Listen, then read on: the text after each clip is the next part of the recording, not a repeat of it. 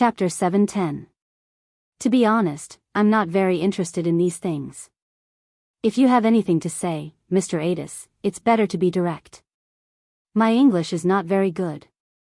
Hearing that Kristen wanted to lead him to his casino, Jianghu was a little confused.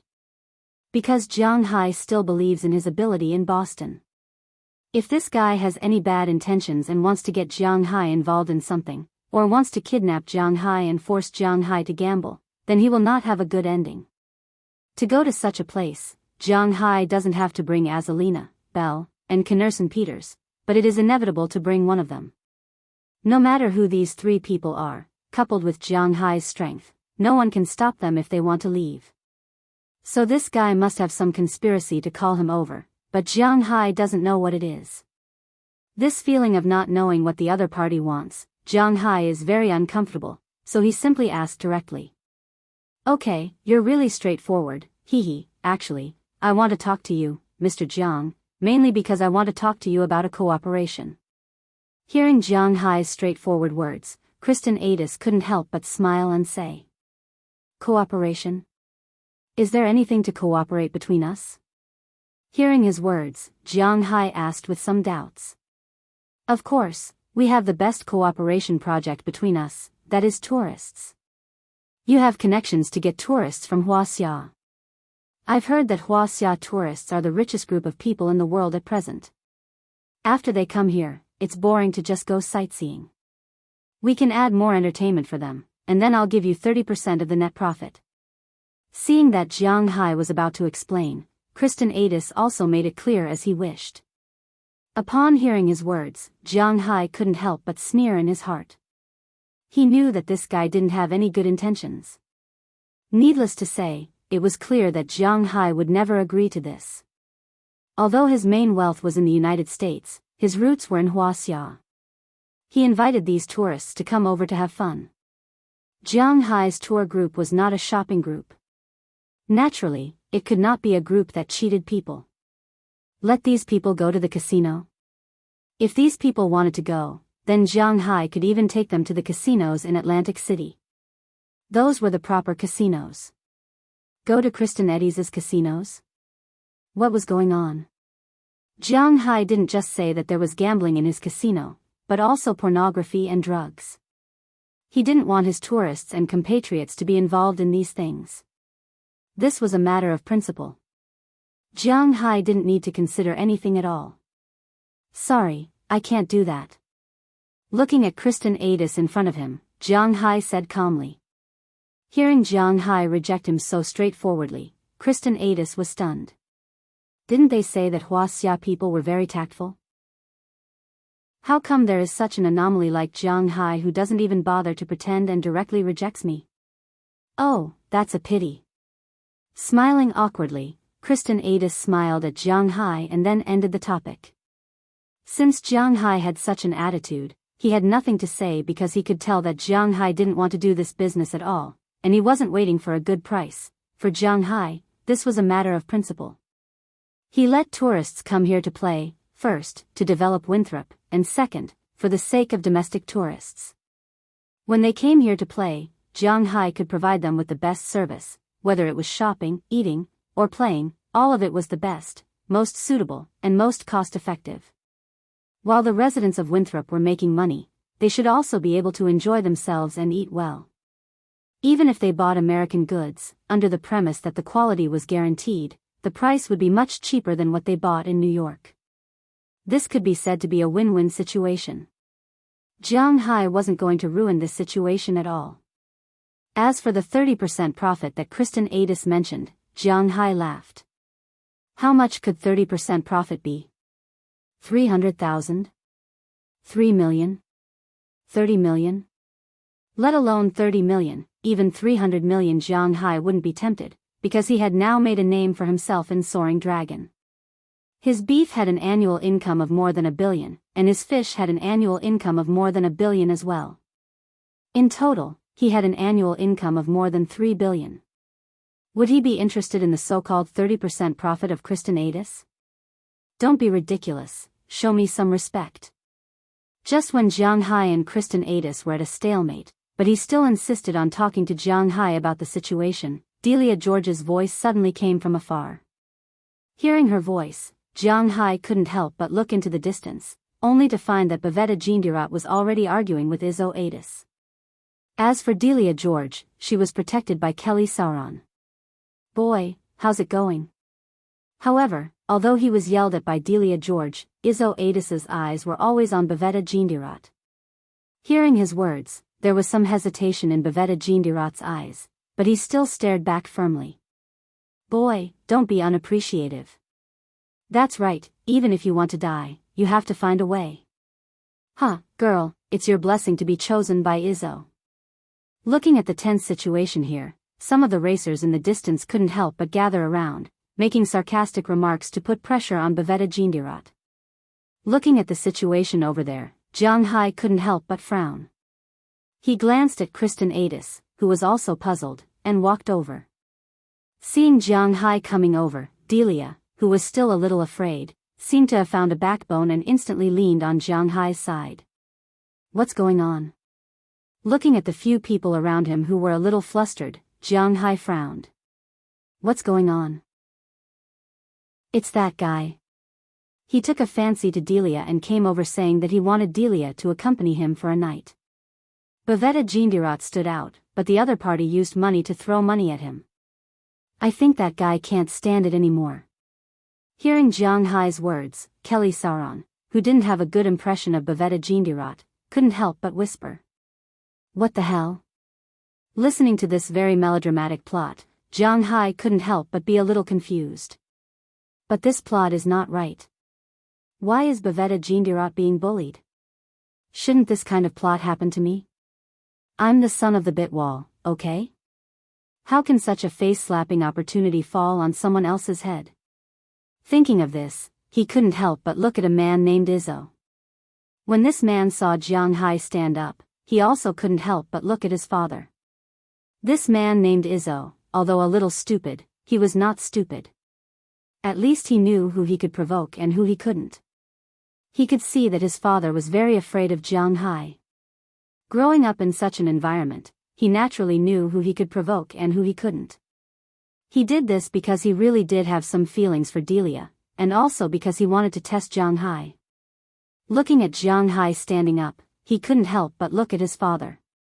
Now, it's up to his father to decide what to do. "Hey, Jiang, these are the children's affairs. We don't need to get involved. What do you think?" Seeing his son's gaze, Kristen Adis stepped forward and said with a smile. In fact, this was also a test to see what Jianghu was thinking. "That's right, this is our bet. If you think $5,000 is too little, then double it, $10,000, how about it?" Listening to his father's words, Izzo Adis couldn't help but say with a smile.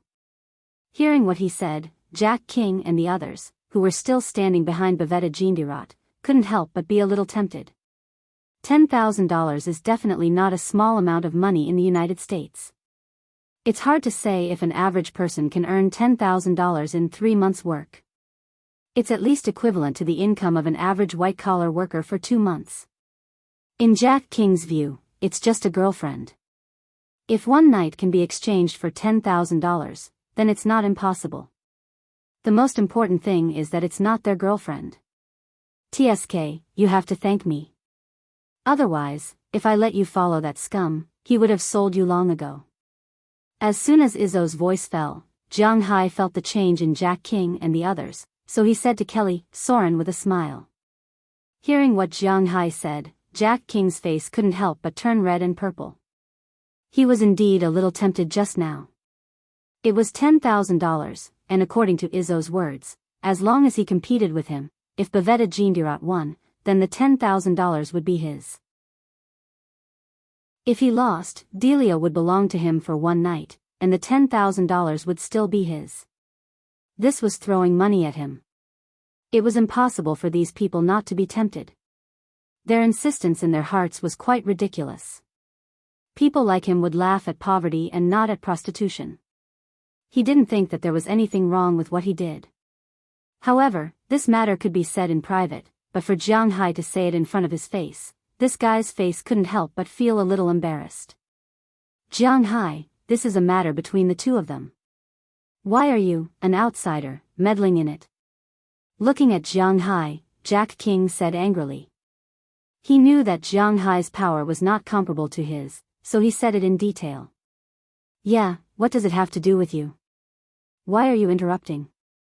Hearing his words, Jianghu was polite and directly retorted. When Jack King heard Jianghu's retort, his face became even more ugly. I'm a good friend of Bavetta. I'm just telling him the truth. Listening to Jianghu's words, Jack King said with a serious face. You call this telling the truth? I think you're just a pimp. Delia is my friend. If anything happens to her, I won't be able to explain it to her father. So, no matter what you say, it's impossible to use her as a bet. If you're willing, seeing that you like pimping so much, you can introduce your mother or your sister to him. I think he might like them. Listening to Jack's shameless words, Jianghu also smiled disdainfully, and then said slowly. Jianghu had never been a person who was easy to talk to. Hearing Jianghu's words, Jack King almost couldn't control himself. These words were too hurtful, but Jianghu thought of him as a person. Jack is my friend, and this is our business. If something happened to Kelly, we wouldn't say anything. Listening to Jianghu's words, Bavetta Jindirat's face was a little embarrassed. He looked at Jianghu with a gloomy face and said, Jack is my friend, and this is our business. You can play however you want, as long as you're happy. It has nothing to do with me if you want to be gay, but I'm taking Delia away. Jianghu waved his hand casually. He didn't want to stay in this foul place anymore, but before he left, he must take Delia away. Hearing Jianghu's words, Delia, Kelly, and Karmacliff all gathered around Jianghu and walked toward Jianghu's F-650. Delia, you're leaving now. Do you not believe me? Seeing that Delia was about to leave, Bavetta Jindirat shouted loudly. Hearing his words, Delia also turned her head. Believe you? Believe you for what? Believe in your character or your driving skills? Hearing his words, Delia George turned his head and looked at her with some disgust on his face. Hearing her words, Bavetta Jindirat couldn't help but be speechless. There was no way to answer this. If she believed in his character, then he wouldn't have hesitated just now to exchange his girlfriend for money. What kind of crazy person would have such an idea? But believe in his driving skills? Isn't that still using her as a bet? I'm quite insecure about you now. I think we need to reconsider the relationship between us. After Delia finished speaking, she sat in Jianghu's car. Looking at her attitude, Jianghu also shrugged and then went straight to the car. When he got in the car and started the engine, Izzo, who saw that his prey was about to leave, stopped in front of Jianghu's car and wanted to ask for an explanation, but Izzo's father waved his hand. The reason why he was so polite to Jianghu was that he fancied the tourist resources in Jianghu's hands, and also because he knew that Jianghu's power in this area was just a person's name and a tree's shadow last year. But when Jianghu's taxes were paid this year, he became the object of protection for Boston, no, the entire Massachusetts state government. Fighting with such a person was not what he should do. Chapter 7:11. Let's go. I'll look for you at the fishing exhibition tomorrow. Kelly Solon got out of the car with Karmacliff and looked at Jianghu with a smile. Hearing her words, Jianghu also smiled and nodded. After watching Kelly Solon get out of the car, Jianghu also glanced at Delia George, who was still sitting in the back seat. Originally, something was very likely to happen between them tonight. However, because of what happened, Jianghu couldn't do anything with Kelly anymore. Now, the most important thing was to send Delia George home. This was the most important thing. Looking at her, Jianghu sighed. What was going on tonight? In the end, they said that they were going to watch a race, but they left without even watching the race. But if Jianghu had to choose, Delia was still his friend after all. If he had to choose again, he would still take her with him.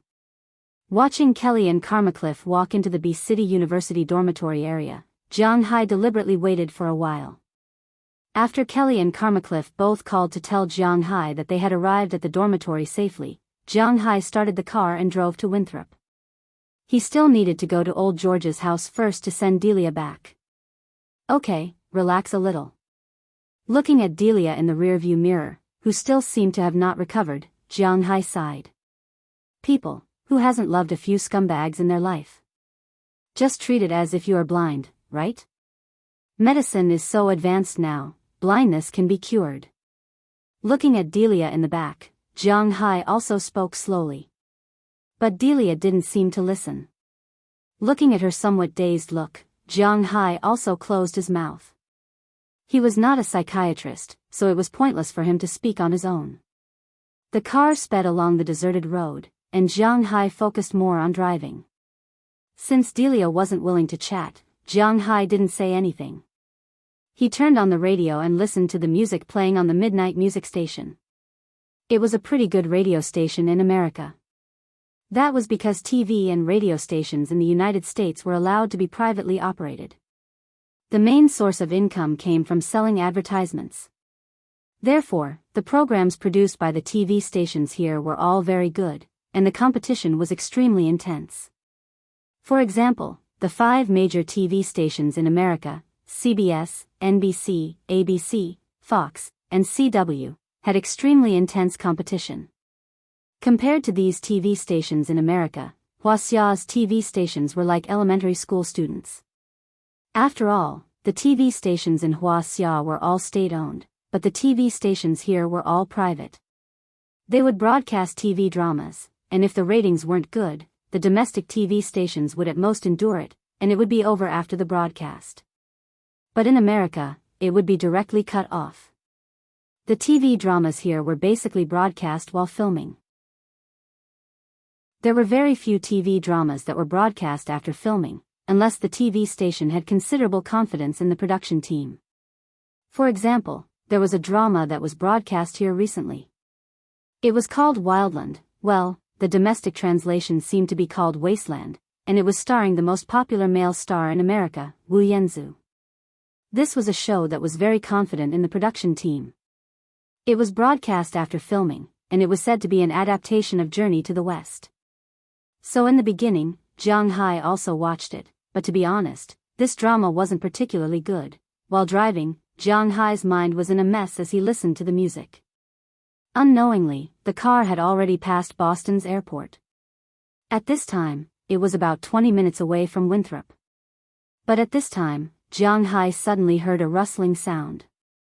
Looking in the rearview mirror, he found that the sound came from Delia behind him, which made Jianghu a little puzzled. In the rearview mirror, he saw that she was adjusting her clothes at the back. Jianghu glanced at it and stopped looking.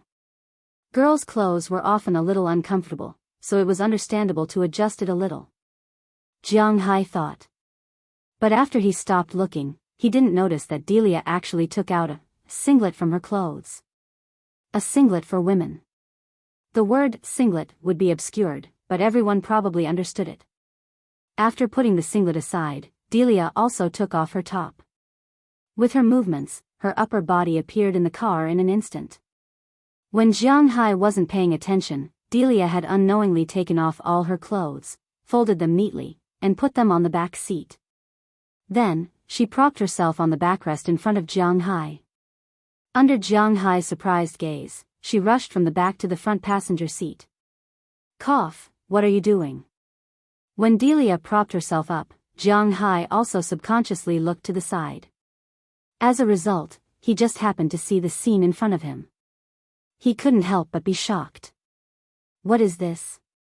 Why was everything fine just now? Jianghu was so scared that he almost drove the car into a ditch. Fortunately, it was now night, and Jianghu was the only car here. Otherwise, if Jianghu drew a dragon on the road, who knew what would happen? After stabilizing the car, Jianghu couldn't help but look at Delia. You said that I have a boyfriend, so we can't do that. Now that I don't have a boyfriend, is it okay? Looking at Jianghu's surprised gaze, Delia laid on Jianghu's lap. She raised her head to look at Jianghu, and her right hand was placed in an indescribable place. The weather in April was still a bit cold. As soon as she put her hand in, Jianghu felt a chill, and he couldn't help but take a deep breath. Then he glanced at Delia next to him. That feeling made Jianghu step on the brakes. He was really afraid that it would be troublesome if there was an accident later. Hey, this isn't very good. After stopping the car and looking at Delia, Jianghu hesitated for a moment, but he still spoke to her. What's wrong with this? I don't want to be your girlfriend, and you're not my boyfriend. We're just taking what we need. Lend me your hand. Seeing that Jianghu had stopped the car, Delia said with a smile. Then she pulled Jianghu's hand. What happened next was easy to understand. Since the arrow was already on the bow, then Jianghu had no choice but to release it. Looking at Delia in front of him, Jianghu struggled for a moment in his heart, but he soon fell. The flames of war ignited in Jianghu's driving seat.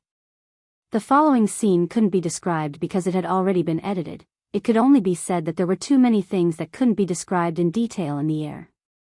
About an hour later, the two of them lay in the grass near the car. With Jianghu's coat under her, Delia was wrapped around Jianghu's body like an octopus, constantly panting. In the battle just now, she was still leading the initiative at the beginning, but later, she was completely conquered by Jianghu. With her physical fitness, how could she be Jianghu's opponent? But although she fell, she was quite happy in her heart. What is between us? Delia hugged Jianghu and asked him in Jianghu's ear. I don't know how to answer you. Hearing her words, Jianghu was also a little hesitant. Delia was different from the women around Jianghu.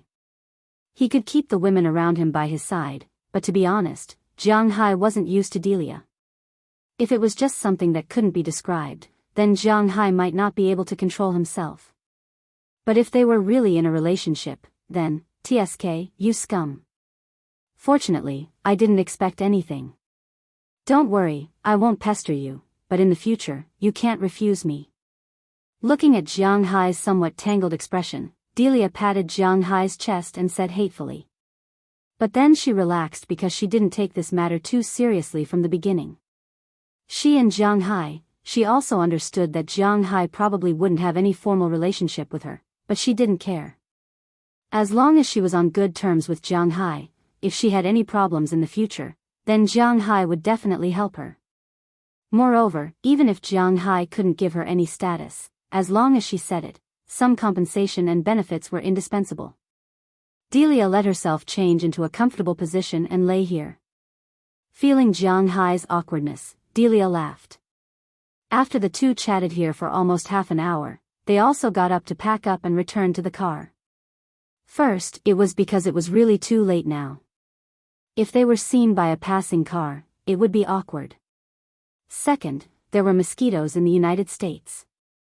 Jianghu's body had the aura of the Dragon Ball, so mosquitoes naturally didn't dare to come over. But Delia couldn't. She had just accepted the aura, so she was a delicious meal in the eyes of mosquitoes. So after the two packed up, they got into the car. Jianghu drove, and Delia put on her clothes one by one. When the car was about to arrive at Delia's house, she had already put on her clothes. The benefits of neatly folded clothes just now were undoubtedly revealed at this time. There were no wrinkles or the like on it. It was completely impossible to tell what had happened between the two just now. The car soon arrived outside her family's horse farm, but when they arrived, Jianghu found that there was a car waiting for him at Delia George's door. Seeing Jianghu's car coming, the person in the car immediately came out. This person was none other than Baveda Jindaro. It was obvious that he didn't want him to break up with Delia George. He knew that his hesitation just now hurt Delia, and he also knew that it was wrong, so after Jianghu and the others left, he immediately chased after them. But unfortunately, Jianghu and the others had already left. Then he ignored Jack and the others' words and drove over to apologize to her. But he didn't expect to wait here for so long. As soon as he saw Jianghu and Delia coming back, he immediately looked at the two of them. When he found that the two of them were neatly dressed, and one was sitting in the front and the other in the back, he inexplicably breathed a sigh of relief. God knew why he breathed a sigh of relief. After Delia saw his figure, her face was a little cold, and she didn't walk forward. After getting out of the car, she hugged Jianghu, then ignored him and walked into her family's horse farm. From beginning to end, she didn't look at Baveda Jindaro. This made Baveda Jindaro stand by the side and open his mouth helplessly. Delia. Hey, Jiang, thank you for sending her back. Seeing Delia ignoring him, Baveda Jindaro couldn't help but be speechless. He knew that Delia still hated him at this time, but he really couldn't say anything. Today's matter was indeed his fault. You're welcome. But today, your performance was really bad. Glancing at Baveda Jindaro, to be honest, Jianghu was a little embarrassed. After all, Delia was also his ex-girlfriend, and something had happened between them just now. Then he saw Baveda Jindaro thanking him. Even if Jianghu's skin was thick, he was still a little embarrassed. But now that he was talking to him, Jianghu couldn't run away. Wouldn't that be exposing himself? I know. I just hesitated for a moment. Hey, it seems that it's not easy to get Delia's forgiveness. By the way, why are you so slow? Hearing what Jianghu said, Baveda Jindaro sighed. He also knew that this was troublesome, but in addition to his relationship with Delia, he also had some doubts about the timing. He had waited here for almost 3 hours before Jianghu and the others came back. It was indeed a little too slow. Oh, we went to eat something first, and then sent Kelly and the others back to school before we came back. Hearing Baveda Jindaro's words, Jianghu's face couldn't help but turn red. Fortunately, it was night, so it couldn't be seen clearly. Otherwise, with Jianghu's level of lying, he would have been seen through long ago. Hey, do you want to go for a drink? After listening to Jianghu's words, Baveda Jindaro believed it and then looked at Jianghu and asked. No, I'm also in a hurry to go home. Shaking his head, Jianghu didn't want to stay with this Baveda Jindaro anymore, so after saying that, Jianghu got in the car and left, leaving Baveda Jindaro alone, looking at Delia's house in a daze. Chapter 712. When Jianghu returned home, he looked at the 4 girls who were sleeping on the bed and couldn't help but chuckle. For Jianghu, going out to play was one thing, but at least he knew to come back. After taking a shower, Jianghu got into the 4 girls' beds and hugged them to sleep. The next morning, before dawn, Jianghu got up again and went to the dock in the dark. Edward Anderson and the others had been waiting at the dock for a long time. Today was the second day of the exhibition. In addition to getting some things for the exhibition, they also needed to get the $30,000 worth of fish from the high-end Western restaurant. Yesterday afternoon, Eleanor, Cece, and the others came back first to look for fish and the like. Of course, they also came back to rest first. After Edward Anderson and the others came back in the evening, everyone rested for a while and went out to sea at about 10 o'clock in the evening. According to the classification of the fish on the sonar, they caught the fish that the people from the high-end restaurant needed. Because there weren't many fish, 1 car was enough. If they wanted to collect more fish in the future, it might be a little troublesome. Most of the time, Jianghu would probably just ship to deliver the fish. After all, transporting these fish by car was time-consuming and laborious, and there was no guarantee that they were fresh. Pra Walton had considered this point a long time ago. After Jianghu arrived, he helped to load the fish into the car. After getting the fish to be delivered today and the fish needed for the exhibition, everyone got in the car and went to Boston. On the way, they called the person who ordered yesterday. After entering downtown Boston, the people from the high-end restaurant had already appeared and took one of the F-750 cars to the high-end restaurant. At this time, the restaurant was not yet open, but the kitchen was already busy. Jianghu followed them. After the other party finished inspecting the goods, Jianghu drove away and went to the exhibition. When he arrived, Jianghu unexpectedly found that Kelly Soren was already there. However, Karma Cliff didn't come today. At this time, she was helping Edward Anderson to arrange the fish. Edward Anderson and the others were familiar with this girl. After all, Kelly Soren's father was famous in Winthrop. At first, they were a little surprised that she came to help early in the morning. However, after hearing that she was a good friend of Jianghu, they all understood that in their eyes, Jianghu was not a good person, especially when it came to relationships between men and women. In fact, until now, they didn't know who Jianghu's real girlfriend was and who was their mistress. However, this did not prevent them from showing their kindness to every woman who claimed to be Jianghu's friend. However, Kelly Soren was not a pretentious girl. She used to help her parents when she was at home. Therefore, she was not as uncomfortable as Jianghu when it came to work. After learning that Jianghu was holding a meeting here, she was a little late yesterday and did not come to help.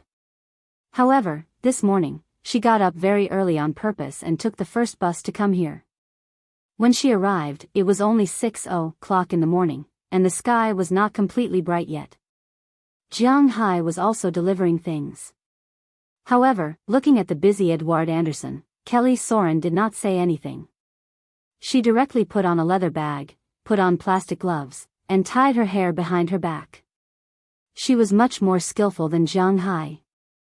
When Jianghu parked the car and saw her, he could not help but smile. To be honest, Jianghu appreciated such a girl. Some people say that between a goddess and a tomboy, men prefer goddesses. This is because they are more pretentious and more delicate. They give people the feeling that they want to protect them. However, Jianghu doesn't have a good impression of such a delicate goddess. Among the people he dated, there were no real social butterflies. Compared to such goddesses, he preferred rougher women. Looking at the people around him, it was clear.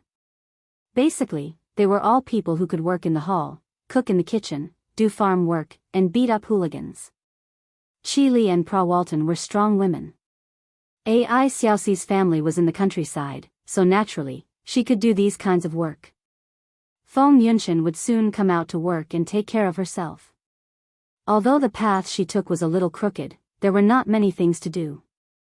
Aphrodite and the others did not have a soft girl. The wine manor depended on them to take care of it. The only one who could be considered a soft girl was probably Selena Gomez, but the relationship between the two was still uncertain.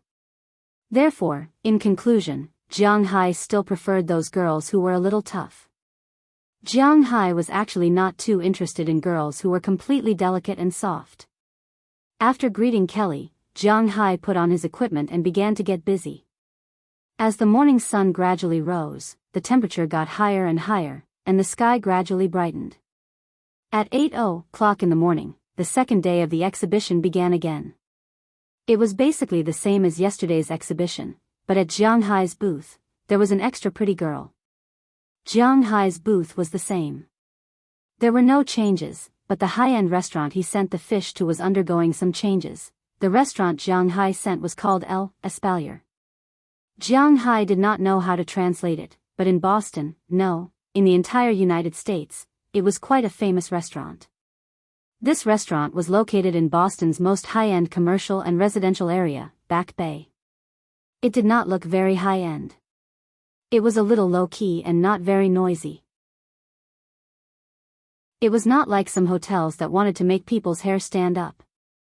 This restaurant looked very unusual, but it was recognized as the best French restaurant in Boston.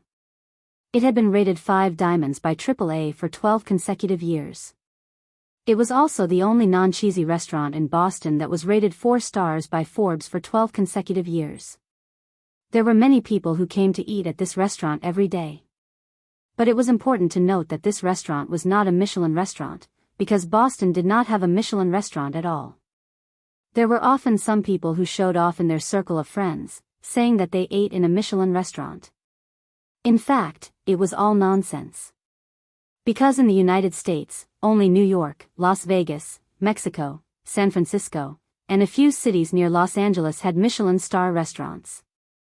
Big cities like Boston were not included in the rating. Expensive did not mean that it was a Michelin star, but expensive certainly meant that the service here was good, and the food was good. There were rich people everywhere. Naturally, Boston, as a metropolitan area, was no exception. Translator, WQL editor, Alim. In the morning, the restaurant was a bit deserted.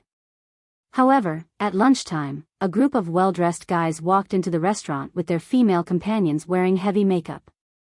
As usual, they ordered some French cuisine, but today, when the fish they ordered was served, many people felt a little strange.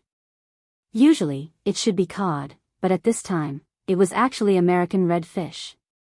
Waiter, what's the matter with these fish? Looking at the fish on the plate, these rich people could not help but ask the waiter next to them. Even if American red fish was more expensive than cod, this was not the dish they ordered. Sir, this is the high-quality red fish we just purchased today. You can have a taste. If you're not satisfied with the taste, we'll change it to codfish for you. Upon hearing someone's complaint, the waiter who had already prepared the dishes smiled and said. Hearing the waiter's words, some people were not willing to try it and directly asked for a change, but some people tried a bite. With this bite, their eyes lit up instantly. How could Jianghu's red fish be compared to the haddock and cod in the Atlantic Ocean? His fish meat was really delicate and smooth to the extreme. Generally speaking, the meat of sea fish was relatively coarse, but Jianghu's fish meat not only did not have that kind of coarse texture, but also had a very strong elasticity. When chewing, one would not feel dry, and there was a unique sweetness of sea fish. When these people tasted the fish for the first time, they were a little dazed. The second, third, and fourth mouthfuls were eaten just like that. After eating, they would ask about the price of the fish and what other fish were there. The people in this restaurant were actually mentally prepared for this kind of scene. After all, if they had not personally tasted the freshness of Jianghu's fish yesterday, they would definitely not have ordered the fish today. After all, the price of Jianghu's fish was at least 3 times higher than the market price. Half a time higher was enough for this restaurant to choose the best fish. If it were not for this special taste, they would not have ordered the fish. In the eyes of the restaurant's owner and the waiter, almost all the customers who came to eat the set meal would order a fish dish after eating the main dish of fish. After learning that there were only American red fish, salmon, grouper, and anchovies, they were a little dissatisfied. Jianghu's fish meat was inexplicably attractive to these diners who had never absorbed spiritual energy before. Although it was not like the novels he had read before, where they could not wait to swallow their tongues, or that this taste should only exist in the sky, it was delicious. The fresh taste stimulated the taste buds, making people unable to stop themselves. Almost the amount that was originally intended to be sold for a day was almost sold out after lunch. Moreover, these customers still said that they would come to eat in the evening when they left. Some people even directly booked seats in the evening after lunch. Seeing this scene, the restaurant's owner's eyes suddenly lit up. He immediately went to find the buyer from yesterday. They still wanted to order Jianghu's fish, but this time, in addition to these 4 types of fish, they also wanted to try some other fish. Therefore, at around 2:00 in the afternoon, the buyer left the restaurant again and went to the exhibition to find Edward Anderson. At this time, Edward Anderson was resting here, because he had not made a single transaction this morning. After all, the fish here were too expensive. They were very interested in tasting the freshness of the fish or watching it. But if they were asked to buy it, they wouldn't be interested at all, especially the second-rate dealers. They didn't know if the fish would be worth a lot of money when they were shipped inland. It was because of this observation that after the excitement of the first day, Edward Anderson and the others calmed down a lot. After having lunch with them, Jianghu went out to play with Kelly in the afternoon. In their opinion, there was nothing to do now. Even Edward Anderson was just resting at this time, preparing to cut a few fish at 3:00. At this time, the buyer quickly ran over.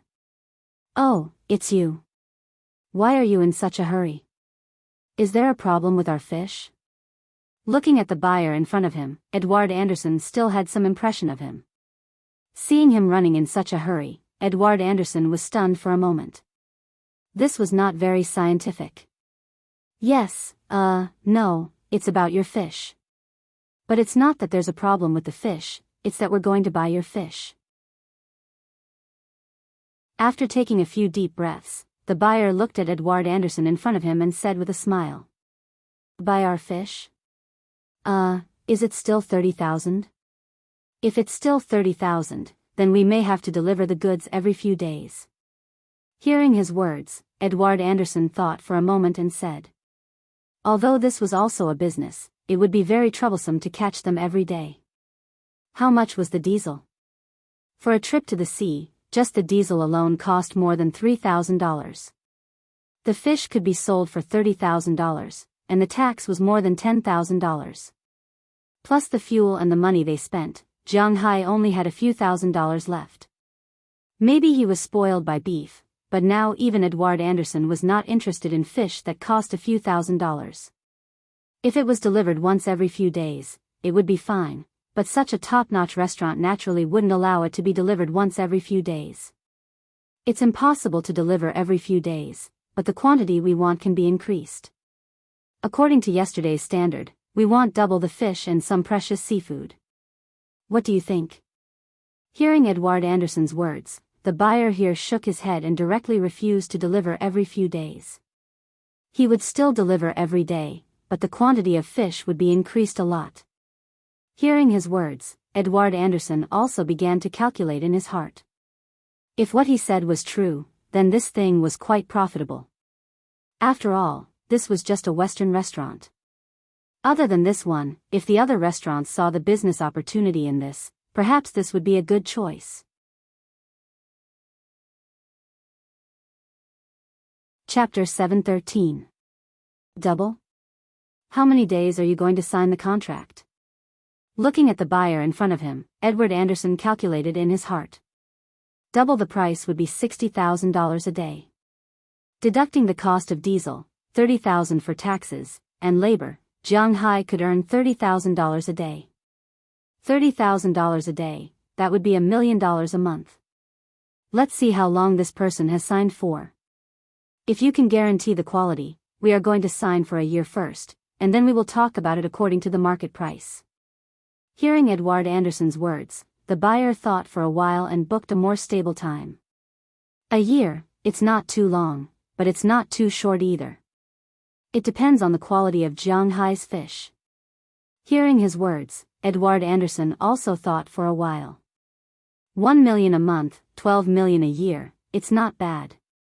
But it's a little troublesome to go to sea every day. Thinking of this, he nodded. After all, the fishing industry hasn't opened yet. $12 million a year, and it's still a net income, is actually very important for them. Then I'll call my boss and ask. After thinking for a while, Edward Anderson made a call to Jianghu. At this time, Jianghu was driving, and Kelly was sitting next to him, talking about interesting things in school. Hearing Edward Anderson's call, Jianghu also picked it up. After asking what's going on, Jianghu thought for a while. It doesn't matter if he gets fish every day, because Pra Walton also requires fresh fish to be sold every day. The price of live fish and the price of dead fish are different. Sam's Club specializes in selling high-grade fish. Naturally, it was impossible to sell dead fish to customers. For example, tuna and the like would die when they came ashore. However, for fish like American redfish and grouper, they had to be kept alive. They would have to go out to sea every day to fish. When the time came, they would just bring some back to the restaurant. Moreover, if they really made a name for themselves, then this restaurant wouldn't be the only one ordering fish. Just like what Jianghu had said, there was no such thing as a monolith in any industry, especially in the restaurant industry. Paper couldn't contain fire. The news of the restaurant's explosive customers at noon had already spread throughout Boston's food and beverage industry in the evening. Many people knew that Jianghu's fish indeed had some miraculous effects. Therefore, on the third day, more and more restaurants came to Jianghu's door to try to place orders.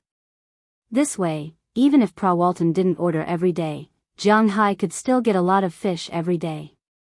However, if they had to go out to sea every day, it would be a little tiring for Edward Anderson and the other four. Jianghu was considering whether he should add more cowboys and fishermen.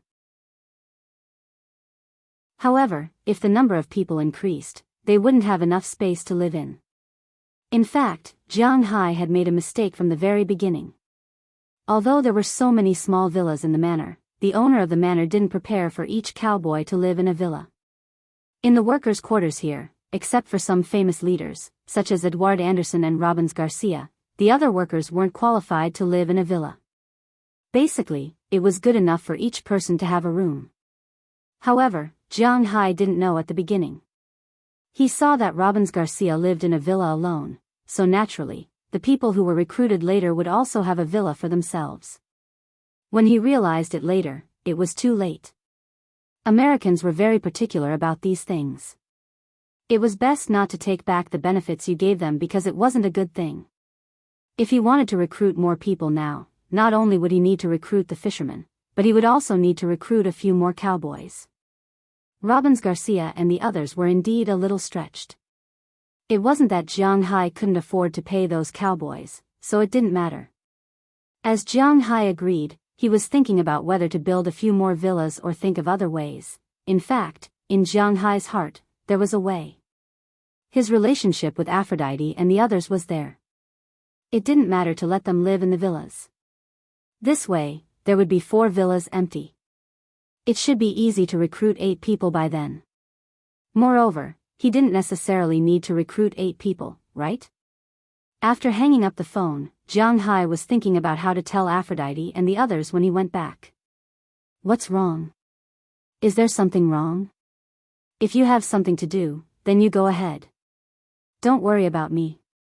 Seeing that Jianghu was a little absent-minded after answering the phone, Kelly Soren couldn't help but ask in a low voice. Kelly Soren knew the relationship between herself and Jianghu. She regarded Jianghu as her boyfriend, but Jianghu didn't necessarily regard her as a girlfriend. However, it was not bad to be a friend even if she was not a girlfriend. As a friend, it was naturally impossible to hinder her good friend's path to wealth. So if Jianghu had something to do, she could let him do it first. After all, business matters were more important. Oh, it's nothing. I just took on a business. I'm just thinking about how much money this business can make. Looking at Kelly Soren, Jianghu said with a smile, and then continued to chat with Kelly Soren. However, when the car drove into downtown Boston, Jianghu and Kelly Soren were a little stupefied because they didn't know what to do next. Jianghu glanced at Kelly, and Kelly also looked at Jianghu. They couldn't help but look at each other and smile. What are we going to do? It's still so early. Looking at the watch, it was not even 3:00 yet. It was indeed a little early. Let's go to the movies. Hearing Jianghu's words, Kelly thought for a moment and suggested with a smile. Watch a movie? Hearing her words, Jianghu was stunned. In fact, for college students, going out with their boyfriends was nothing more than 3 things: watching a movie, shopping, and singing. Because Jianghu didn't like noisy places, Kelly didn't say that she wanted to sing. Shopping, it could be seen that Jianghu's interest was not strong, so there was only one movie left. Hearing her words, Jianghu thought for a moment and nodded slowly. It didn't matter if they went to the movies. Okay, then let's go to the movies. What do you want to watch? Seeing Jianghu agree, Kelly immediately looked at her mobile phone. There are indeed more movies in North America than in China. A large number of movies are shot here every year, but domestic imports only account for a small part of them. The North American movie market is actually huge. Not only are there movies from the United States and Canada, but there are movies from all over the world. The schedule of the major cinemas is crowded. In the cinemas here, you can see all the movies you want to see. Including some R-rated movies, and pornographic movies, you can see them here. However, Kelly won't watch those movies with Jianghu. If Jianghu proposed it, she wouldn't refuse, but if Jianghu didn't say it, she wouldn't take the initiative to mention it. Looking at the movies on the mobile phone, Kelly thought for a moment and clicked on one of them. Let's go see the Fantasy Forest. Looking at Jianghu, Kelly Soren said with a smile. Fantasy Forest? While driving, Jianghu glanced at Kelly's mobile phone, but when he saw it, Jianghu couldn't help but raise his eyebrows. This movie sounds like a children's movie. In fact, it is indeed so. The protagonist is a little boy from the Indian tribe. The story is somewhat similar to the story of the wolf child. It's about a little boy who wears red underpants outside, but there is no S on his chest. The little boy's father is an adventurer who was bitten to death by a tiger in the forest. Then, after the Black Panther found the little boy, it handed him over to the wolves. The wolves raised the little boy until he was a teenager. But the tiger found him and then wanted to kill the little guy. The little guy ran away, and the story unfolded. Indeed, it's a children's movie, and it's not like the kind of children's movie that adults watch. It's more towards children. The only thing that can be seen is that the dubbing lineup is very strong. Jianghu glanced at it, he doesn't care. Then, when Kelly saw that Jianghu agreed, she smiled and bought 2 movie tickets. After buying the 2 tickets, Kelly looked at Jianghu and said with a smile, "The tickets are for 5:30 p.m. After watching it, it will be 7 p.m. We can go back and take a shower to get rid of the fishy smell on our bodies." After buying 2 tickets, Kelly looked at Jianghu and said with a smile. Hearing Kelly's words, Jianghu naturally understood what she meant by taking a shower. He smiled and looked at the nearby hotel. "No, let's go to my dormitory. I still need to change." Seeing Jianghu change his path and go to the hotel, Kelly couldn't help but blush. Then she said to Jianghu shyly, "Your dormitory?" No one." Hearing her words, Jianghu was a little surprised. "The girls' dormitory? He really hasn't been there." "Well, there shouldn't be anyone at this time, but we have to hurry." Glancing at Jianghu, Kelly couldn't help but bite her lips and whisper. Hearing her words, Jianghu also stepped on the gas pedal and the car went to City University. After logging in his car information at the entrance, Jianghu parked the car in front of the girls' dormitory building. Although City University is not like Harvard and is quite famous, it's still quite good in Boston. The education philosophy of the Americans and Wuxia is just opposite. Wuxia children in elementary school, junior high school, and high school are extremely strict on education, but the Americans are just the opposite. A 5th grade student in Wuxia elementary school, as long as he is not in a bad school, is at an average school, and his academic level is above average. When such a child comes to the United States, he or she may even have an advantage over the children in junior high school. Wuxia's force-feeding education has its own unique existence. Before entering university, it can be said that Wuxia students are much stronger than American students. But after entering university, it's the complete opposite. In the United States, there is no such thing as enduring until graduation. If you don't have enough credits here, you have to continue to study for 20 years, and the tuition of American universities is not cheap. If you don't have enough credits and have to repeat every year, it's really too troublesome. Going to university in China is actually just a time to play basketball, play games, and have a girlfriend. The main time to study is placed in the 3 weeks before the exam. In fact, it doesn't matter if you don't pass the exam, there is a make-up exam. If you are really bad at studying and can't pass the make-up exam, then it doesn't matter. As long as you have a good relationship with the tutor and enough money, nothing will happen. As long as you don't hand in a blank paper, these are all small problems. But such a student, unless he or she drops out of school in the United States, may really have to study for the rest of their lives. At this time, the students are still in class, and Kelly's dormitory manager has a good relationship with her. For example, she knows that this manager will go home between 3 and 5 in the afternoon to pick up his 3rd daughter from school. After Jianghu parked the car, the two sneaked into the dormitory building. When they came to the 3rd floor, this is Kelly's dormitory. After entering, Jianghu can't help but let out a soft, wow.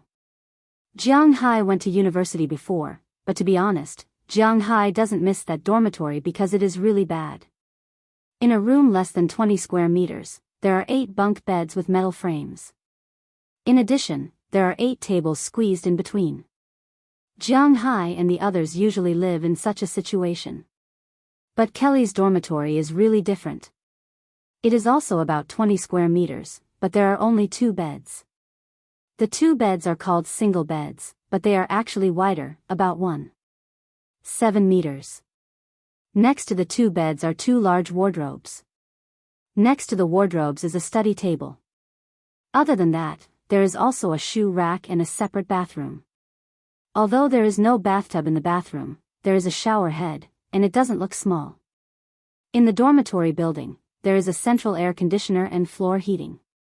Compared to this dormitory, the dormitory Jianghu and the others went to is really similar to a dog's kennel.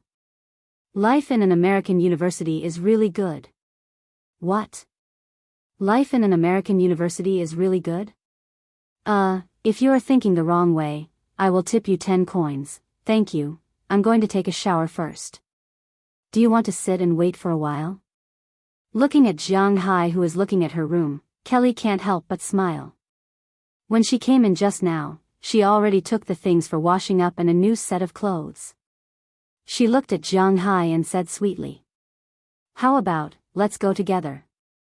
Looking at Kelly in front of him, Jianghu also said with a smile. Then, okay. Originally, Jianghu said it half-jokingly, but he didn't expect Kelly to not reject. Instead, she blushed and gently bit her lower lip. She looked at Jianghu and said softly,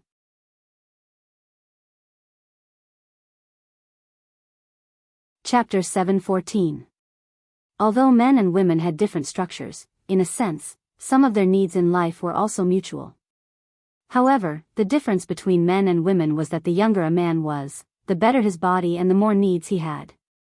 On the other hand, the older a woman was, the more she needed. Kelly Saran did not have a boyfriend at this time. Her boyfriend was only Jianghu. However, Jianghu had a lot of people who could help him with some of his needs, but Kelly Saran did not. Yesterday, she thought she could do something with Jianghu, but because of Delia's incident, she had to watch Jianghu leave. Now that he was finally in her territory, she would not let Jianghu go easily. After the two entered the bathroom, they hugged each other crazily. What happened later couldn't be written in detail. They only knew that they stayed in the bathroom for more than an hour. After they came out, they didn't return to their normal state. Instead, they rolled to the place where Kelly slept and continued the war. The sound of war continued to roar in this bedroom. "I love you." Kelly Saran hugged Jianghu tightly and hung on Jianghu like a koala bear. Her hands were around Jianghu's neck. She now wished she could spend every minute and every second with Jianghu, feeling Jianghu's soul and body. She was not sure what was between her and Jianghu. Was it because she liked Jianghu's power, his money, or his person? She was not sure, but this did not prevent her from being with Jianghu. Sometimes, young people should be more impulsive. However, at this time, Jianghu's ears suddenly moved. He heard the sound of the door opening. Before he could react, the door of Kelly's bedroom was opened from the outside. In an instant, Jianghu and Kelly looked at the door. At the door, a girl about 1.7 meters tall, with long blonde hair, good looks, but wearing a pair of black-rimmed glasses and a checkered jacket stood there stupidly. She looked at Jianghu and Kelly, and even the connection between them was clearly seen. "Hi, Jenny." Looking at the girl standing in front of her, Kelly Saran took a deep breath and said to the girl named Jenny at the door. Hearing Kelly's words, the girl also reacted, smiled awkwardly, and then left the room. "I'm really sorry." After saying this, Jenny closed the door again. "Hey, sorry to disturb you. You should have gone to the hotel with me." Looking at Kelly in front of him, Jianghu said with some embarrassment. "It's okay, she probably went out for a stroll. Let's continue." It turned out that Kelly would not let go of Jianghu easily. She did not have such a relationship with the opposite sex around her. She couldn't help but use a little force and whispered in Jianghu's ear. Feeling Kelly's movements, Jianghu also rushed forward again. Perhaps they were afraid that Jenny would come back at any time, so the two also sped up their pace. But at this time, the door of the bedroom opened again, but Jianghu and Kelly had no way to stop. Looking at Jianghu and Kelly's movements, the girl named Jenny could not help but be a little confused. She didn't go outside just now, but waited at the door. Her idea was that since Jianghu and Kelly were interrupted by her, they would probably restrain themselves and take advantage of this time to put on their clothes.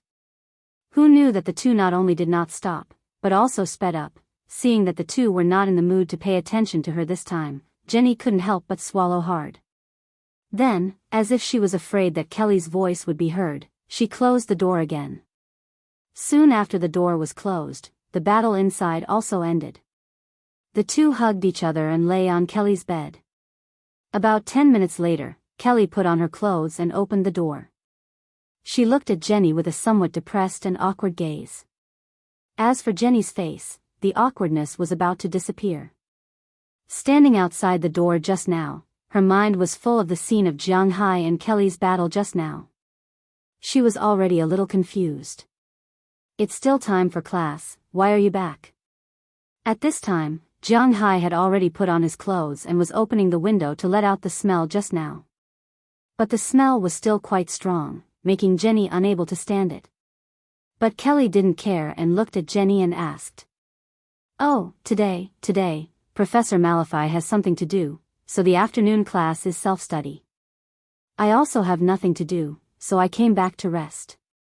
Sorry. After hearing Kelly's words, Jenny lowered her head, carefully looked at Kelly and Jianghu, and said timidly. Okay, look at your pitiful appearance, no one blames you. Looking at the appearance of this girl named Jenny, Kelly couldn't help but sigh. When will this girl's character change? Really troublesome. Cough, the movie is about to start. Listening to Kelly and Jenny's words, Jianghu was also a little embarrassed at this time. He pointed to his watch and whispered to Kelly. After hearing Jianghu's words, Kelly couldn't help but look at the time. Indeed, it's about to start, there's still half an hour left. After they arrive, they still have to change tickets, find seats, buy some water, and so on. Time is indeed a bit tight. Yes, it's too late. By the way, if you have nothing to do, come out and play with us. After hearing Jianghu's words, Kelly immediately put on her clothes, but when she saw Jenny, she couldn't help but say something. When she said this, not only Jenny was stunned, but also Jianghu was stunned. Bringing such a third wheel, this. What kind of way is this? I'll forget it. Hearing Kelly's words, Jenny muttered in a low voice. Didn't you say that you want to watch the fantasy forest? Why are you scared? Let's go. Kelly also regretted after saying this, but since she already said it, and it can be seen that Jenny is a little moved, so she pulled Jenny up and looked at Jianghu. Since she already said it, Jianghu can't say no, so he can only shrug his shoulders and say whatever she wants. I've already bought the tickets, let's go. Looking at Jianghu's indifferent look and Jenny's somewhat hesitant look, Kelly couldn't help but take out her mobile phone and look at the location of the movie they are going to watch. It's really lucky, there's just an empty seat next to them, so Kelly bought it, then after showing it to Jenny, she pulled her out. Jenny saw that Kelly was so serious, and Jianghu didn't look like a bad guy, so she followed them out of the teaching building and sat behind Jianghu's pickup truck. Generally speaking, the people sitting in the back won't wear seatbelts.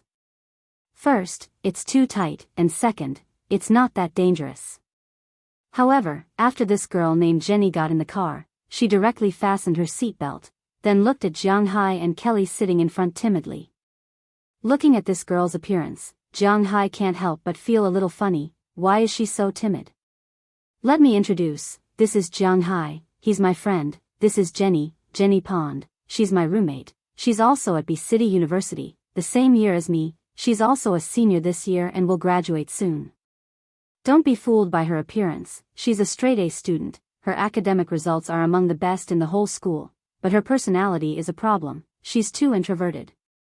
Seeing the car start to move smoothly, Kelly also introduced the girl named Jenny Pond to the two, but she mainly introduced the girl named Jenny Pond. Listening to Kelly's introduction, Jianghu also had some understanding of this girl who looked a little rustic but was very strong. This girl came from New Jersey. Compared to New York and B City, New Jersey was indeed a lot worse. Although it was only separated from New York by a river, whether it was economically or geographically, it was far behind. Jianghu wasn't clear about this girl's family situation, but if it could make her feel so inferior, it probably wasn't too good. However, although this girl was extremely introverted and self-abased, she had always believed in a sentence, knowledge is power. So her academic results were obvious to all. She should have gone to a better school, but when she graduated from high school, she was too nervous during the exam and had a fever in the examination room. Even if she performed less than 30% of her standard, she still went to B City University. However, B City University's standard wasn't that bad. In the U.S. World University Rankings, B City University was ranked 32nd in the world this year, while the highest-ranking university in Wuxia, Imperial Capital University, was ranked 41st, and Jianghu University was ranked 49th. It could be said that a top student who could go to B City University was basically at the level of existence in the country. After being a top student for 4 years, she went to the best major here, the School of Business Management. Now, she was about to graduate in her 4th year. Logically speaking, with her professional knowledge, there should have been a company hiring her long ago. In fact, this was the case. Whether it was recommended by a mentor or the companies themselves, since her junior year, no less than 30 companies had come to look for her, including many companies in the world's top 500. Even the Walmart Group, which was related to Jianghu, had sent someone to look at her and even promised her a chance to be promoted quickly when she entered the company. However, the biggest problem was that this girl was too dumb. This was somewhat similar to the top students in Wuxia. You could ask her to write something, and you could ask her to do research on her own. However, when you asked her to go to an interview and introduce herself to the interviewer, she was stupid. So, she failed all the interviews. At first, she didn't pass, but later, she was so shy that she didn't go. These big companies also had their own face problems. If you didn't come, they naturally wouldn't come to inform you. So, she hadn't found a job until now. It was also because of her personality that she had almost no friends in school. The only person she could talk to was Kelly Solon. Looking at the person behind him, Jianghu was a little surprised. Could this person be a talent? If she was really a talent, it wouldn't be bad if he could get her into the Tinglong company. If you need a job, you can consider my company. My company has just been established, and its main business project is to promote the things in my manor, such as beef, fish, seafood, and so on. Another project is logistics, mainly to send these things around the world. The company has just been established, and everything is still quite new. If you are interested, you can go and take a look. After thinking for a while, Jianghu said tentatively. This could be considered as giving face to Kelly. Of course, if this girl was really capable, then Jianghu wouldn't mind letting her earn a lot, just like Chi Li's assistant. Well, Jianghu forgot her name again. However, this didn't prevent this guy from earning a lot now. If the company was profitable in the future, Jianghu wouldn't be stingy. Is this really okay? Hearing Jianghu's words, Jenny Pond asked eagerly. She had no choice but to do so. After all, she couldn't find a job, so she was under a lot of pressure. Recently, she didn't dare to call home. Because every time she called, she would talk about her job. Her family's condition wasn't very good. If she couldn't find a job, she would graduate from college and go home with her tail between her legs. At that time, her life would become very bleak. She could go to work, but she really didn't have the confidence to introduce herself. She really couldn't pass the interview. Of course. Hearing her words, Jianghu smiled, and then took out a business card. The business card had his company's address on it. Jianghu didn't have such a thing before, but after all, he had established a company, and the company was fully controlled by him. Therefore, he also printed some business cards with the position of the chairman. The outside of the business card was gilded, and one of them cost $2. Jianghu printed a total of 1,000 of them, and only a few of them were sent out. Just go to the address on it. If you have nothing to do tomorrow, take her to have a look. After seeing Jenny Pond take the business card, Jianghu looked at Kelly with a smile. Kelly was also very willing to help, so she naturally agreed. At this time, Jenny, who was sitting in the back row, finally showed a smile on her face. She didn't expect that such an awkward meeting would end up with such a good result. Looking at the business card in her hand, she looked at Jianghu. It seems that this man should be a good person. Chapter 7:15. This should be the place mentioned on the business card. Looking at the business card in her hand, Jenny Pond carefully looked at the office building in front of her and said with some worry. The hand holding Jianghu's business card trembled unconsciously. Yesterday, she went to play with Jianghu and the others. After watching a movie, Jianghu also treated them to a meal. After eating, Jianghu sent them back to their dormitory. Maybe because she exercised too much during the day, Kelly Solon fell asleep after her head touched the pillow. Instead, Jenny Pond recalled the scene she saw during the day. The smell of Jianghu and Kelly had not completely dispersed yet, so she could not fall asleep. She was in a daze and fell asleep around 12 o'clock, but because she had something on her mind, she got up at 6 o'clock in the morning. After washing up, she specifically checked the situation of the Tinglong company. After making enough preparations, it was already 8 o'clock. Kelly got up at around 7 o'clock. Originally, she wanted to go with Jenny, but Jenny Pond was unwilling to do so. This time, no matter what, she wanted to find a job and rely on her own abilities. So she did not ask Kelly to accompany her. Instead, after preparing herself, she went downstairs for breakfast and took the subway to the office building that Jianghu mentioned. Downstairs, she took a deep breath and then summoned up the courage to walk into the office building. When she walked in, there was a girl who looked about the same age as her waiting for the elevator. However, compared to her, this woman was completely different. She had an overbearing aura, wore a decent office lady's uniform, and her hair was meticulously combed behind her head. She was holding a document bag and standing there gave people a very sharp feeling. Compared to Jenny, it was really the feeling of an elite and a country girl. Jenny Pond also knew that she was going to have an interview today, so she deliberately wore a set of clothes that she saved money to buy. However, it was still very old-fashioned. It was a slightly loose woman's suit, and it was gray in color. The one-step skirt was also not very appropriate. At first glance, it felt like someone else's clothes, and not hers. In fact, it was indeed someone else's clothes. She had bought it from a senior who had graduated last year. Before the senior left, she had sold this set of clothes, which was worth $1,000, for only $300. She had hesitated for a long time before she was willing to buy it. However, this set of clothes was indeed a lot worse than the ones she had made before. Standing next to this woman, Jenny Pond felt even more inferior and unconsciously took 2 steps back. But fortunately, this time, she did not escape. Soon, the elevator arrived. As the elevator door opened, Jenny Pond and the woman also walked in. But as soon as they entered the elevator, Jenny Pond took the initiative to hide in the corner. After the woman saw Jenny Pond, she was stunned for a moment, then smiled kindly, and the original sharp feeling disappeared a little. Which floor? Looking at Jenny Pond, the woman asked softly. 17, thank you.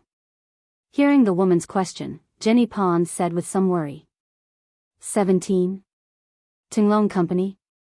What are you going there for? Hearing her words, the woman was stunned for a moment, and after pressing the 15 and 17 buttons, she asked her strangely. I'm here to apply for a job. Hearing her words, Jenny Pond slowly gathered her courage and said to her. Hearing what she said, the woman here was stunned for a moment, then smiled kindly. It's a bit troublesome for you to apply for a job like this, don't be nervous, the boss on the 17th floor. Well, he's not a bad guy, but his manager is very strict. If there are any problems, you can come downstairs and find me. My name is Penelope Daller. Looking at the little girl's nervous look, the woman here also smiled and said. Yes, this woman is none other than Penelope Daller, the daughter of Burke Daller in Jianghu's manor. She has some hostility towards her and Jianghu, but she knows. Jianghu is indeed a good boss, and to some extent, the reason why she has her current status is inseparable from Jianghu. Looking at the gold-stamped business card in Jenny Pon's hand, she knows that this girl should be favored by Jianghu. Therefore, it didn't matter if he helped her if he could. Okay, thank you, Miss Daller. Hearing Penelope's kind words, Jenny Pon said immediately. You're welcome. Hearing her words, Penelope Daller also smiled, then said. But at this time, the elevator also reached the 15th floor. After making a cheering gesture to Jenny, she got off the elevator and left. Jenny took a deep breath, the elevator door opened again, and it was already the 17th floor. Hello, how can I help you? As soon as she came out of the elevator, the receptionist who was cleaning up the front desk looked at her with a smile and asked her unexpectedly. Because it seems that she is not here to talk about business. I'm here to apply for a job, this is my resume, and this is given to me by the person who asked me to apply for a job. Hearing the receptionist's words, Jenny Pond was taken aback, but she still walked over timidly. After taking out her resume from the file bag, she deliberately put the business card that had been crumpled by her.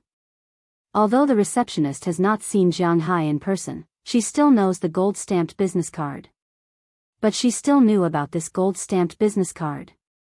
If Jianghu himself came, she might not be able to recognize it, but she knew about Jianghu's business card. Please come with me. Since the chairman wants to recruit someone, she naturally did not dare to be slow. After smiling, she led Jenny Pon to a reception room next to her and helped her get a cup of coffee. Now President Zheng still has a business to discuss. Please wait here first, I will go and inform him.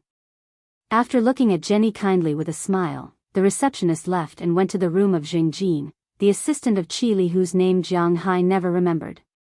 She knocked gently on the door. After getting permission, she went in to explain the situation.